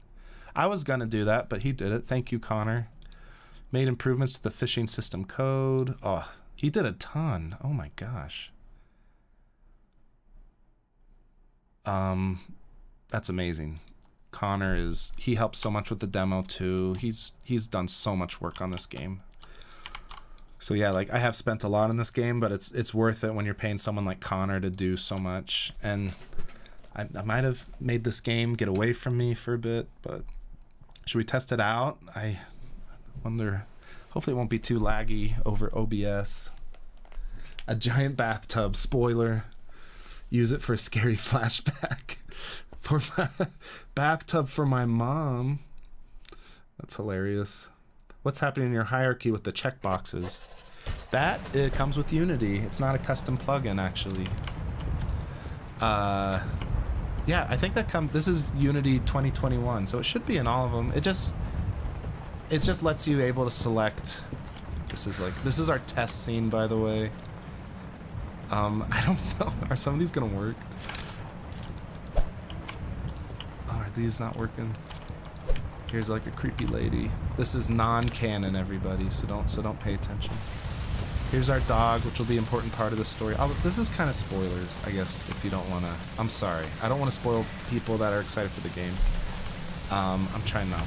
I'll try not to share too much stuff, but if you don't want to see it. Oh my gosh! Okay. That's weird. I wasn't expecting that. It's looking good, though. I like the fishing pole going out like that.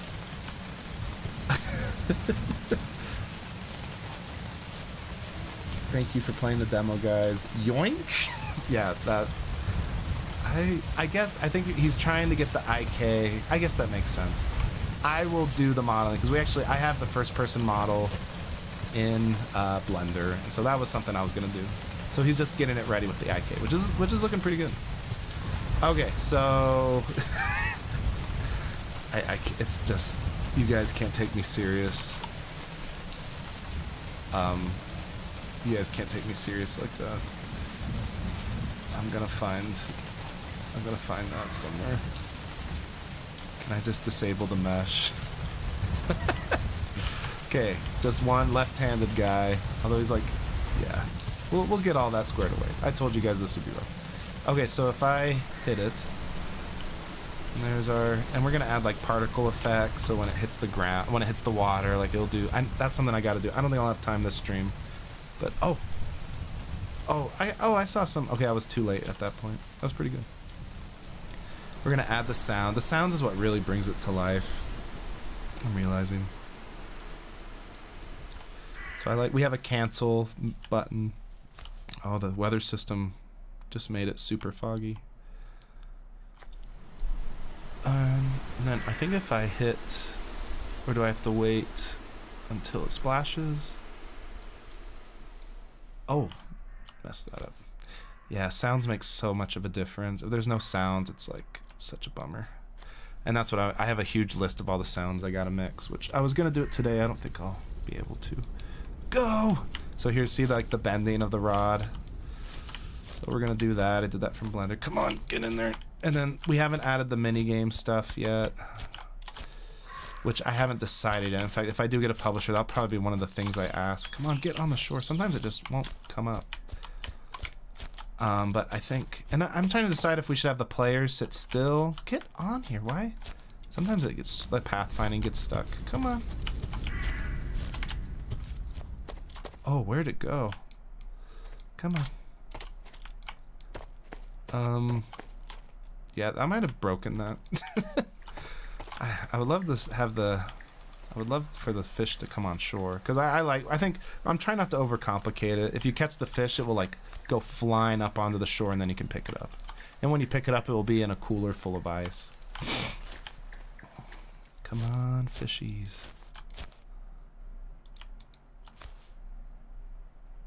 But yeah, with sound, it will add so much. That's what the fishing is about. Like, yeah, like you're looking at the bobber and stuff. Come on.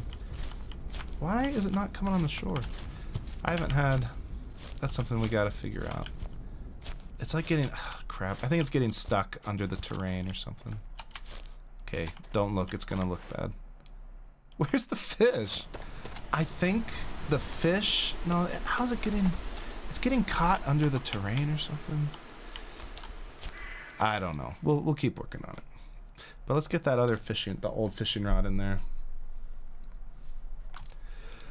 Anyway, we're working on it, but we are gonna get the fishing system in. I think it will be great. We have our dog following us. The fish is being shy. Have the player be pulled into the lake. Someone earlier in the stream was like, it'd be cool if like you picked up some horrific thing, and I think that's a great idea. I might have to borrow that idea. It's like maybe you'll get, I don't know. I'm trying to target a teen rating, so I don't think like a dismembered, maybe a bone, maybe a skeleton, a bony hand. That might be kind of crazy.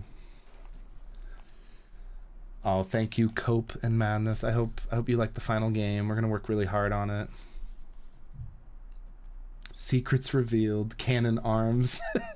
I love the hand. Like, I wasn't expecting that. That was the first time I'd seen what Connor had worked on. I love how chunky the pond foliage looks. Did the idea for the game come from the book, or did you research for inspiration? Like, I'd read the book actually a long time ago, so it was like, I guess it was in the back of my mind, but it's not a direct inspiration. It's just one of those many things. It's just like, yeah, I think it's important as artists and storytellers, you consume a lot of art and movies and films and books and music. And out of all the things that I like and drawn to, We Harvest Shadows is what came out of it. And my own life, of course. They could catch a skeletal hand, but after you pick it up, it disintegrates and vanishes, suggesting it's all in your mind. That's a good idea. I like that. I love how all your games have such a heartfelt story behind them. Thank you. Thank you for that. Yeah. I try. I think in this age of mega corporations, like they want authenticity. That's why I'm doing this stream and like talking to you guys, because I want to talk to you. I don't want to have a PR manager who does everything through me and everything. Like, there's a drought of authenticity in the world. There's so many ads everywhere, and it's just, I don't know. Like, I think people they want to hear an authentic story, and this is my authentic story that I'm making. Yes, in The Village from M. Night Shyamalan. I love that movie. Some people hate it, but that's one of my favorites. Okay, fishing rod. Let's put it in. Let's put it in and see how the materials look. And I want to put in the fishing rod in the player's arm, but I'm worried there's so much like fine tuning. I'm trying to find a balance between fun things that you guys want to watch and me getting work done. So I actually don't know. Oh, here are the prefabs. Okay. Let's make a new folder. Fishing rod source. Oh, maybe I should have said fishing rod level 1. Thank you, Strawberry Queen, for watching. I appreciate it. Okay, so we did our fishing rod stuff here. I hope it works. I guess we'll find out.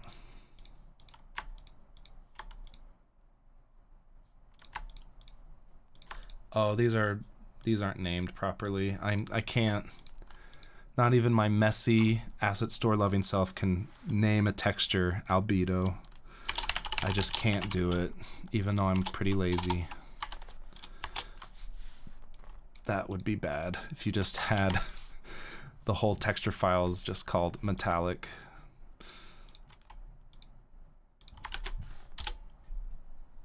Normal map.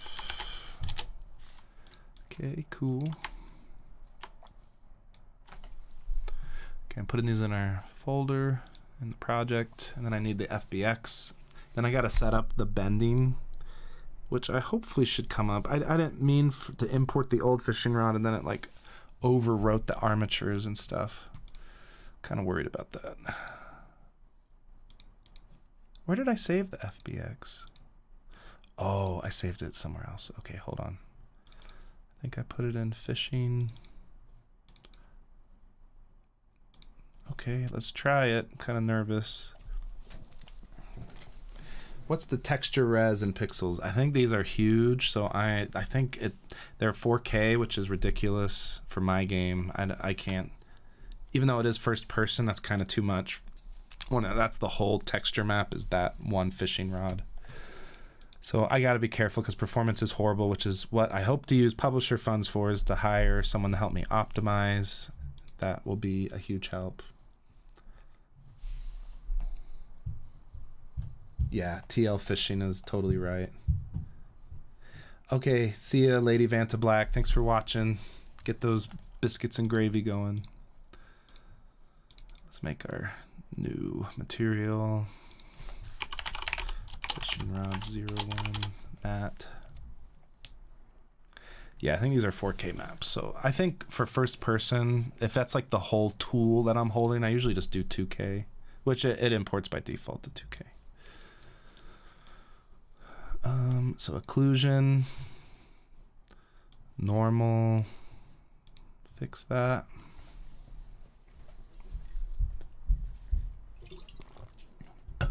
Lloyd, my nephew, tell Lloyd hello. Uncle Davey says hi. Why is that looking? Okay, that's looking good. The thumbnail was wrong. Okay, and then the metallic and the smoothness. Okay, cool. Okay, so if I were, let's first of all, let's bring in our manually made, oh, I just called it wire as the material name. That's kind of messy. And then here, oh, here's my animations. It worked. No one has told me still how how animation clips work in Blender. It still confuses me. You go to the nonlinear editor, but then you make an action stash. I'm sorry, I don't know what that means. Oh, wait, oh, crap. I didn't make one of I didn't make one of no bend. Wait, no, that one has no bend. Why didn't it save my right? Bummer. I wonder why it never saved. Oh, wait, did I just not do it? I think I forgot. Oh, that's embarrassing. You don't have a no bend clip. Yep. Whoops. I'm glad you liked the note. I wanted to have a personal connection for people in the demo, to like let people know this wasn't like made by some company. It's made by some person trying to have a story to tell. So I'm glad you liked the note. Copen Madness. That means a lot. I'm not from Canada. I live in Utah in the United States. I just did, it's snowing a lot here, but I love my exercise routine is like just hiking a mountain, which I love. I love hiking as high as I can go for my cardio exercise. Shoot, I guess we could just do this real quick. Let's open up Blender.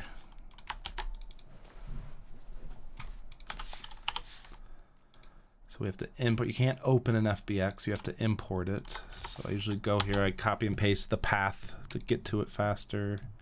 Import. I don't think I ever did. That's right. I was gonna do that test of like do each individual. Someone gave me a tip and I never did it.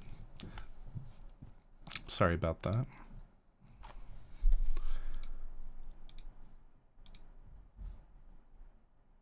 Yeah, I never did. And I never did the... So right bend is actually... Okay.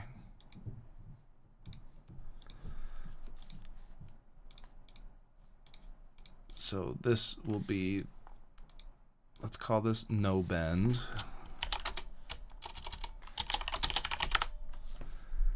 And that's right, no bend. But now let's go back to right bend.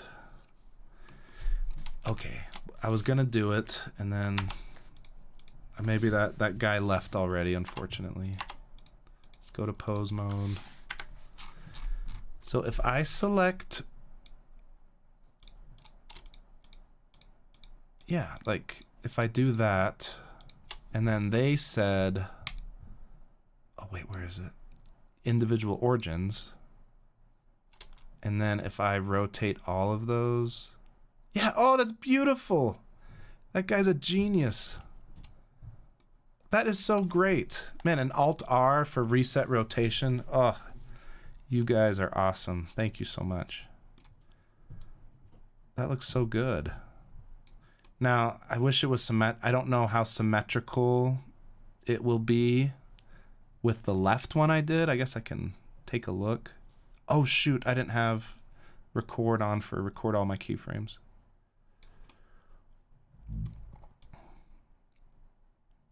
I think that's good. I'm just gonna eyeball it. Oh wait, did it not save it?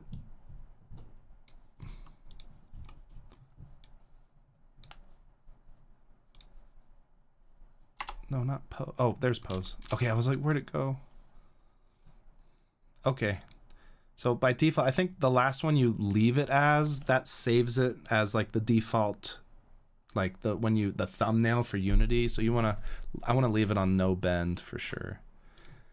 But okay, right bend, up bend, left bend. Oh, that's pretty, actually that's pretty far to the left. I don't know, that's pretty far to the right. Okay, that works. And then down. Okay, that looks good.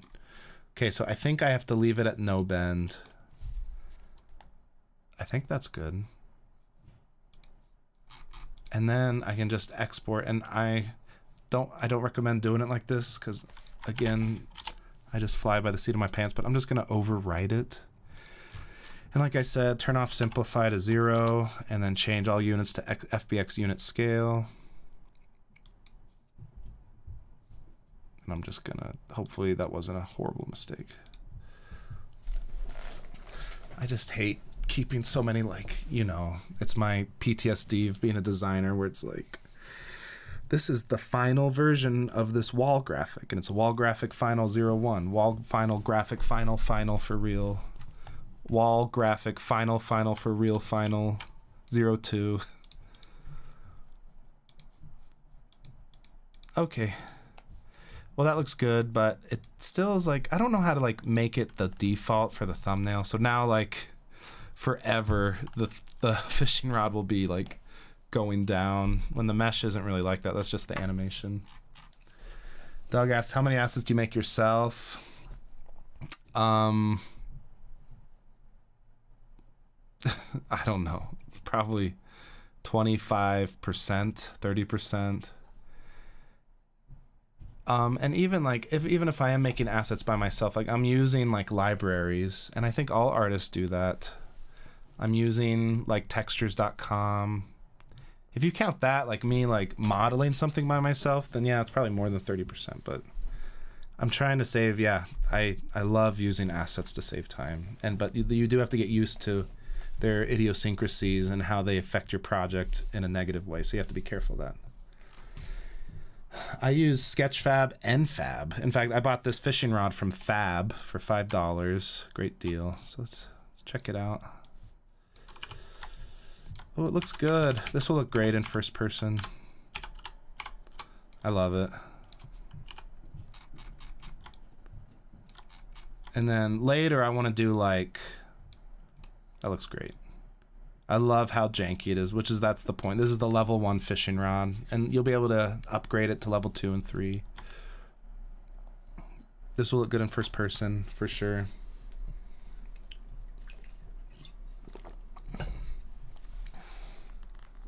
Yeah. Yeah, and when I did, like, I've worked at a professional studio. I worked at a place called The Void as a technical artist, and I was so excited. I was like, I'm working with all these people who worked at Ubisoft and EA and worked at Bungie, and I was like, wow, I can like see how they work. And they do things I was like, man, that's expert level stuff. Lots of like special plugins to speed things, and especially like I'd watch the Maya people work, and I was like, I'd learned so much from that. But at the same time, I was also surprised where I'm like, we'd have our modeler guy who's been doing it for like 10, 15 years. And he just finds a bunch of pictures he'd find pictures, like if, let's say he needed to make a couch, for one of our virtual reality experiences, he needed to make a couch from scratch. He wouldn't buy an asset, but he would get multiple reference photos, set them up as background photos in Maya, and then just build a mesh with that as like an orthographic projection.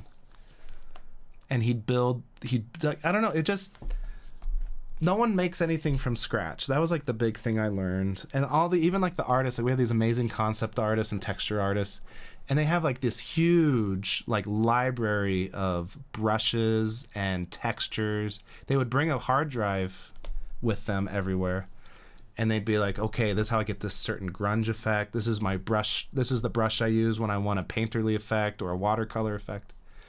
And that hard drive of all that stuff went with them everywhere they went. And that was like, I don't know, they weren't like making stuff from nothing. And I think in the industry that doesn't happen too often, especially if you're a smaller indie. You are using the internet to help you crowdsource your game in a kind of way. And I think it's awesome because the modeler gets paid. I get to look at it before committing. It's not like me hiring an artist and then they make something that sucks and I'm like, oh great, I just paid you hundreds or thousands of dollars for something that's not very good. Like I can look at like 50 different fishing rods and be like, that's what I need for my game.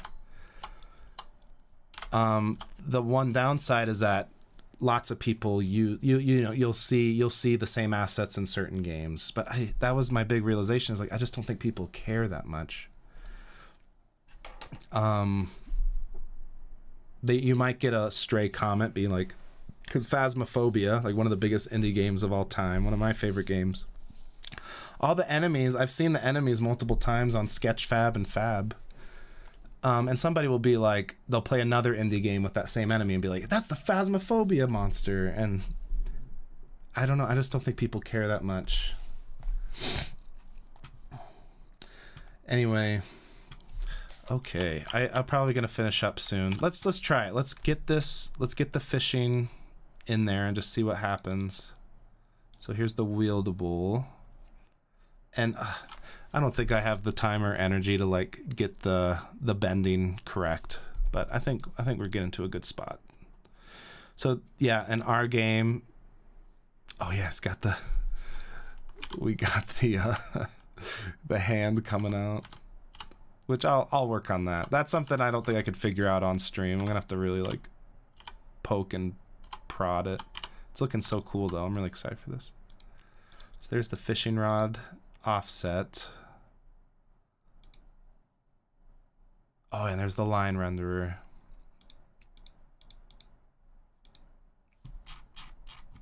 Let's just see what happens. Let's just throw it in there. And then what I need to connect. Okay, so we'll use the same animator, which that should be fine. Do I have to replace? Yeah, here's the bend rod, and it's a blend tree. Yeah, and here's up, down. I wonder if I could have just used these same poses. I don't think it would. I don't think it works like that, right? I wonder, well, did I do all that for nothing? I just followed the documentation where it's like, here's how to make your own fishing rod. Let's try it. Let's just see what happens. That's a lot of bones. Where is, oh, there's the fishing rod. Okay, cool. And that is a child of the armature. No, it's a child of fishing rod. Let's try it.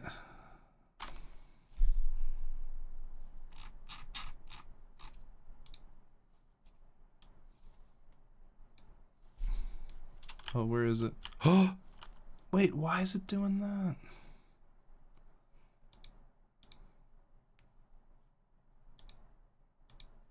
Oh, wait, I don't want it there.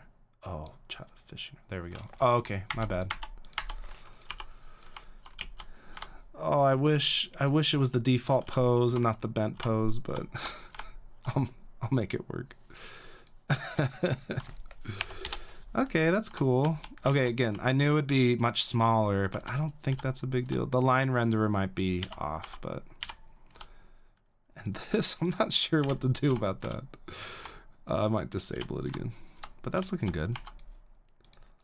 I'm gonna see if those default animations actually like work. We'll see. Oh, see, and this is that FBX unit scale. I don't know if you can see it, but it's 0.009. That is insane. We're getting close to like 1,000th of the scale, which screws up Unity if you start getting that small and then parenting it and then scaling up again. What's the worst that can happen? It's been a while. Thank you for watching, cow or coo. Yeah, what's the worst that could happen with the animation? Okay, I saved my prefab. Oh, I should disable this. And let's just see what happens. And then I think I might call it quits. This has been fun, though. I've had fun talking to you guys and catching up. I'm gonna try to do this more often. I don't like. I want to do videos, live streams of stuff that's like exciting to watch.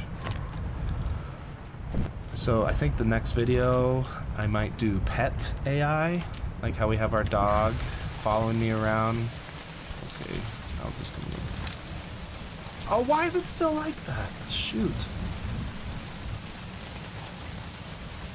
I wonder why it bakes in that one animation. Oh, here's what... It looks cool though, other than the arm jutting out with the bloody rag, which again is a placeholder. But that is looking like the real and how like messy it is. Why is it? Shoot, I have to figure that out. That might be something I look up. How to change the default pose of an animation, because I need it to be default at no bend. But even the animator should be. Even the animator should be active now. I'm playing the correct one. So let's check it out real quick. So there's that. Yeah, so it should no bend. Maybe just these animations just aren't working. So no bend would be 0, 0, which is what it's at. I wonder what happened if I set that.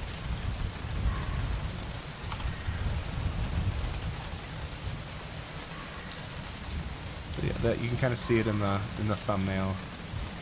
Yeah, that's probably my main problem. Let's cast it and see what happens. Oh, I forgot an important thing.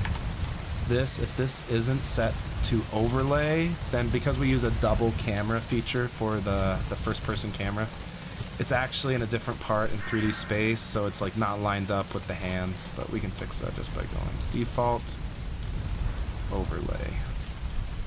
There we go. And that fixes the lighting and everything. Just like, it's like this like bent stick.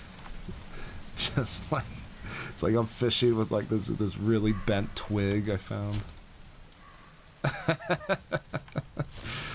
Yeah, I gotta change the line renderer point. This is 0.0. Okay, come on. Okay, are we... I want to show you guys the fish popping up on the ledge. Why is it... Oh, what is it taking so long? I have not been able to show... I wanted to show you guys the fish coming up, and it was working just fine a couple days ago.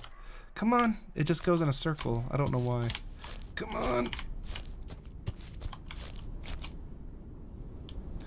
Oh, and so, yeah, the same... Normally, the fishing rod... I think I just need to replace the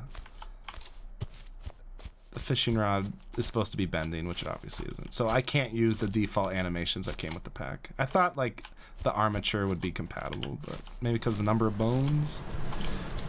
Come on! Oh! You guys see it?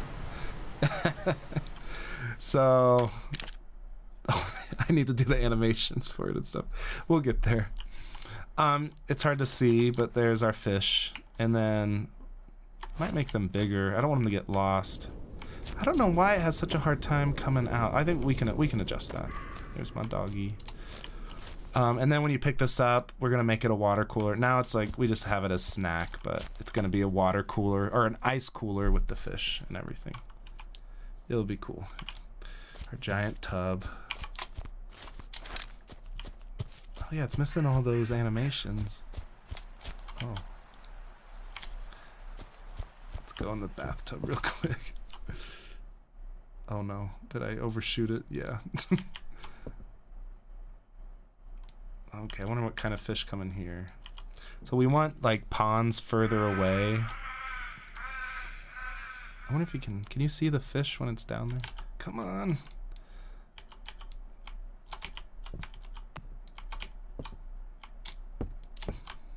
I wonder if there's people like not I wonder if there's like people that aren't interested in game development, but they're interested in We Harvest Shadows, and they're just like, what is this horrible looking game? Is this that same demo? Oh, I got it. Nice. Oh, it's a catfish. Okay, cool. So we got catfish in the bathtub, trout in the main pond, and then as you get further away from your house, the ponds will have rarer and more valuable fish. Need to get the carryable set up with that. I wonder if there's people that just want to learn about We Harvest Shadows, but they're like, this looks horrible. And this is why maybe sometimes people don't want to see how the sausage is made. But that's what game development is just doing those small touches weeks and months and years at a time. Yeah, I think I'll end here. This has been fun. Thank you, Play with Moxie. I know nothing about game dev, but I find this really interesting. Yeah, sorry, I'm about to end Furious Fervor. But it's been fun. I did this for... Yeah, I wanted to do... Oh, I did 2 hours. That's great. I thought I'd do it for like an hour and a half. This has been fun. Oh, email. Honestly, I unlisted my email because it just was so much noise. There was a lot of nice emails, but there's a lot of hate mail. I'm just happier with my email being unlisted. But people who are enrolled in Game Dev Unlocked, they can ping me whenever they want. And there's a email address to Melanie, my community manager, and she's in charge of Game Dev Unlocked and make sure like she lets me know when the course isn't working or people are unhappy or something breaks in the tutorials.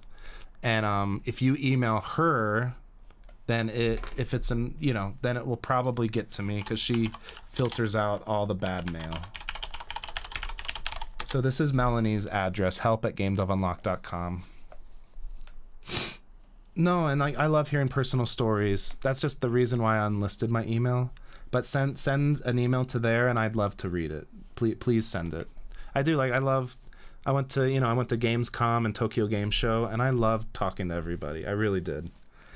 But when you have like the internet and it's like a fire hose of thousands of people trying to contact you, then it's a little too much for me. I've learned to like set a boundary in that regard. But that's why I wanted to do like these streams and everything, which has been so fun and everything. Could I ask a favor? And if there's people who are interested in game development and they want to support development of We Harvest Shadows, I still don't have a publisher, and I'm hoping I will get one to get funding. But this helps me pay the bills, and that is my online course. I spent years on it, perfecting it and getting advice from people. And I have a coupon code going on. So yeah, I did this right after the first tree came out. I made Game Dev Unlocked. I spent years on it.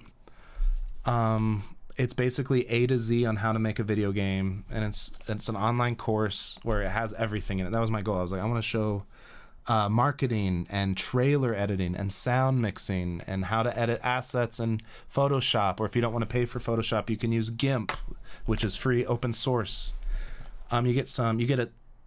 My favorite discount in this program, in this online course, is the Adobe Creative Cloud, because I love Photoshop and Premiere and all those video editing and graphic editing programs. And you get a student discount for like a little bit of an upgrade cost, but it still saves you like hundreds of dollars a year, which is pretty awesome. So if you're paying for Photoshop already, then join Game Dev Unlocked and it will pay for itself immediately. The sections, this was my life's work for 2 or 3 years, and everyone was asking me, how did you sell so many copies of the first tree? And I spoke at GDC about it, and everyone's like, tell me, how do I do it? So I put everything I knew into this, and I made all the videos, I made all the graphics, I made the presentations. It starts off with like talking about the idea of like how to make a game idea. That just come up with the idea is like the most important step of marketing. How to like modify the art assets and use the asset store like how I do with fishing stuff. How to stay motivated, marketing, like how I got wish lists for the first tree and how to launch, how to get ready for consoles. It's everything. I think there's not one thing left that I have not put into this course. Like it includes like a legal intro, how to make an intro to making YouTube videos for your game dev stuff, how to do Steamworks and add Steam achievements. And then I have stuff from Full-Time Game Dev by Thomas Brush. You can get a part of his stuff in here for free. And then a brand new Unreal Engine 5 section, which is fun.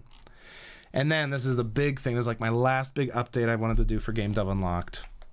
I did a 2024 update about We Harvest Shadows because a lot of people were asking me, how did you get 200,000 wish lists? And it was crazy. It was a lot of work over the course of several years. And I explained it all in this new section, brand new section about how to get that game idea that resonates with the world, but also it's a game idea that you're really excited about. Anyway, there's a coupon code in the description. You can just click on that. It will apply the coupon code. And those funds pay my programmer and they pay for my family so I can keep working on this game. So thank you so much for checking it out. That means a lot to me. I appreciate this. It was fun. Just like I've been working on this game for like 2 years now, but it's fun just to talk to you while I'm brainstorming things, and you kind of got to see behind the curtain of, I don't know, making games. It's a lot of work. You make a lot of mistakes and you just keep going back and forth until eventually it resembles something, feels good, and it has that punch to it and it feels like a good game. And that's what I've learned is you just keep going. It's not fun to watch necessarily all the time, but you keep going and you make something that people really like and they're excited to experience. So I will keep working on the game. I think I'll do another stream maybe next week or in 2 weeks. And I want to show you guys the AI system we're using. We use something called Emerald AI. And then I want to make a pet that follows you around. That'll be important to the story for We Harvest Shadows. And that's it. I'll look at the chat for a bit and then I got to take off. Thank you. Yeah. Thank you, Guy Punked. I'm glad you like the course.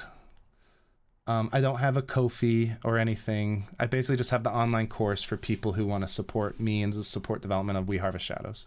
And I don't have a Kickstarter. I don't know if I'll do that. It depends if I get a publisher, which I'm still feeling good about, but it's taking longer than I thought. Thank you, Morgan. Yeah, I love the course. I'm glad you did. This is great. Yeah, thanks for your comments. Everyone was so nice and had such amazing insights. And you guys are no Blender way more than me. That's awesome. And yeah, Furious Fervor, if you want to send me that email, send it to that email address and I bet it will get to me for sure. This is great. Thanks for supporting me. I'm I'm gonna take a break. I'm gonna try to get fishing better. It's actually closer than I thought it would be, but there's still a lot to do, but we'll fix those bugs. All right, thanks for the support, and I'll see you guys later.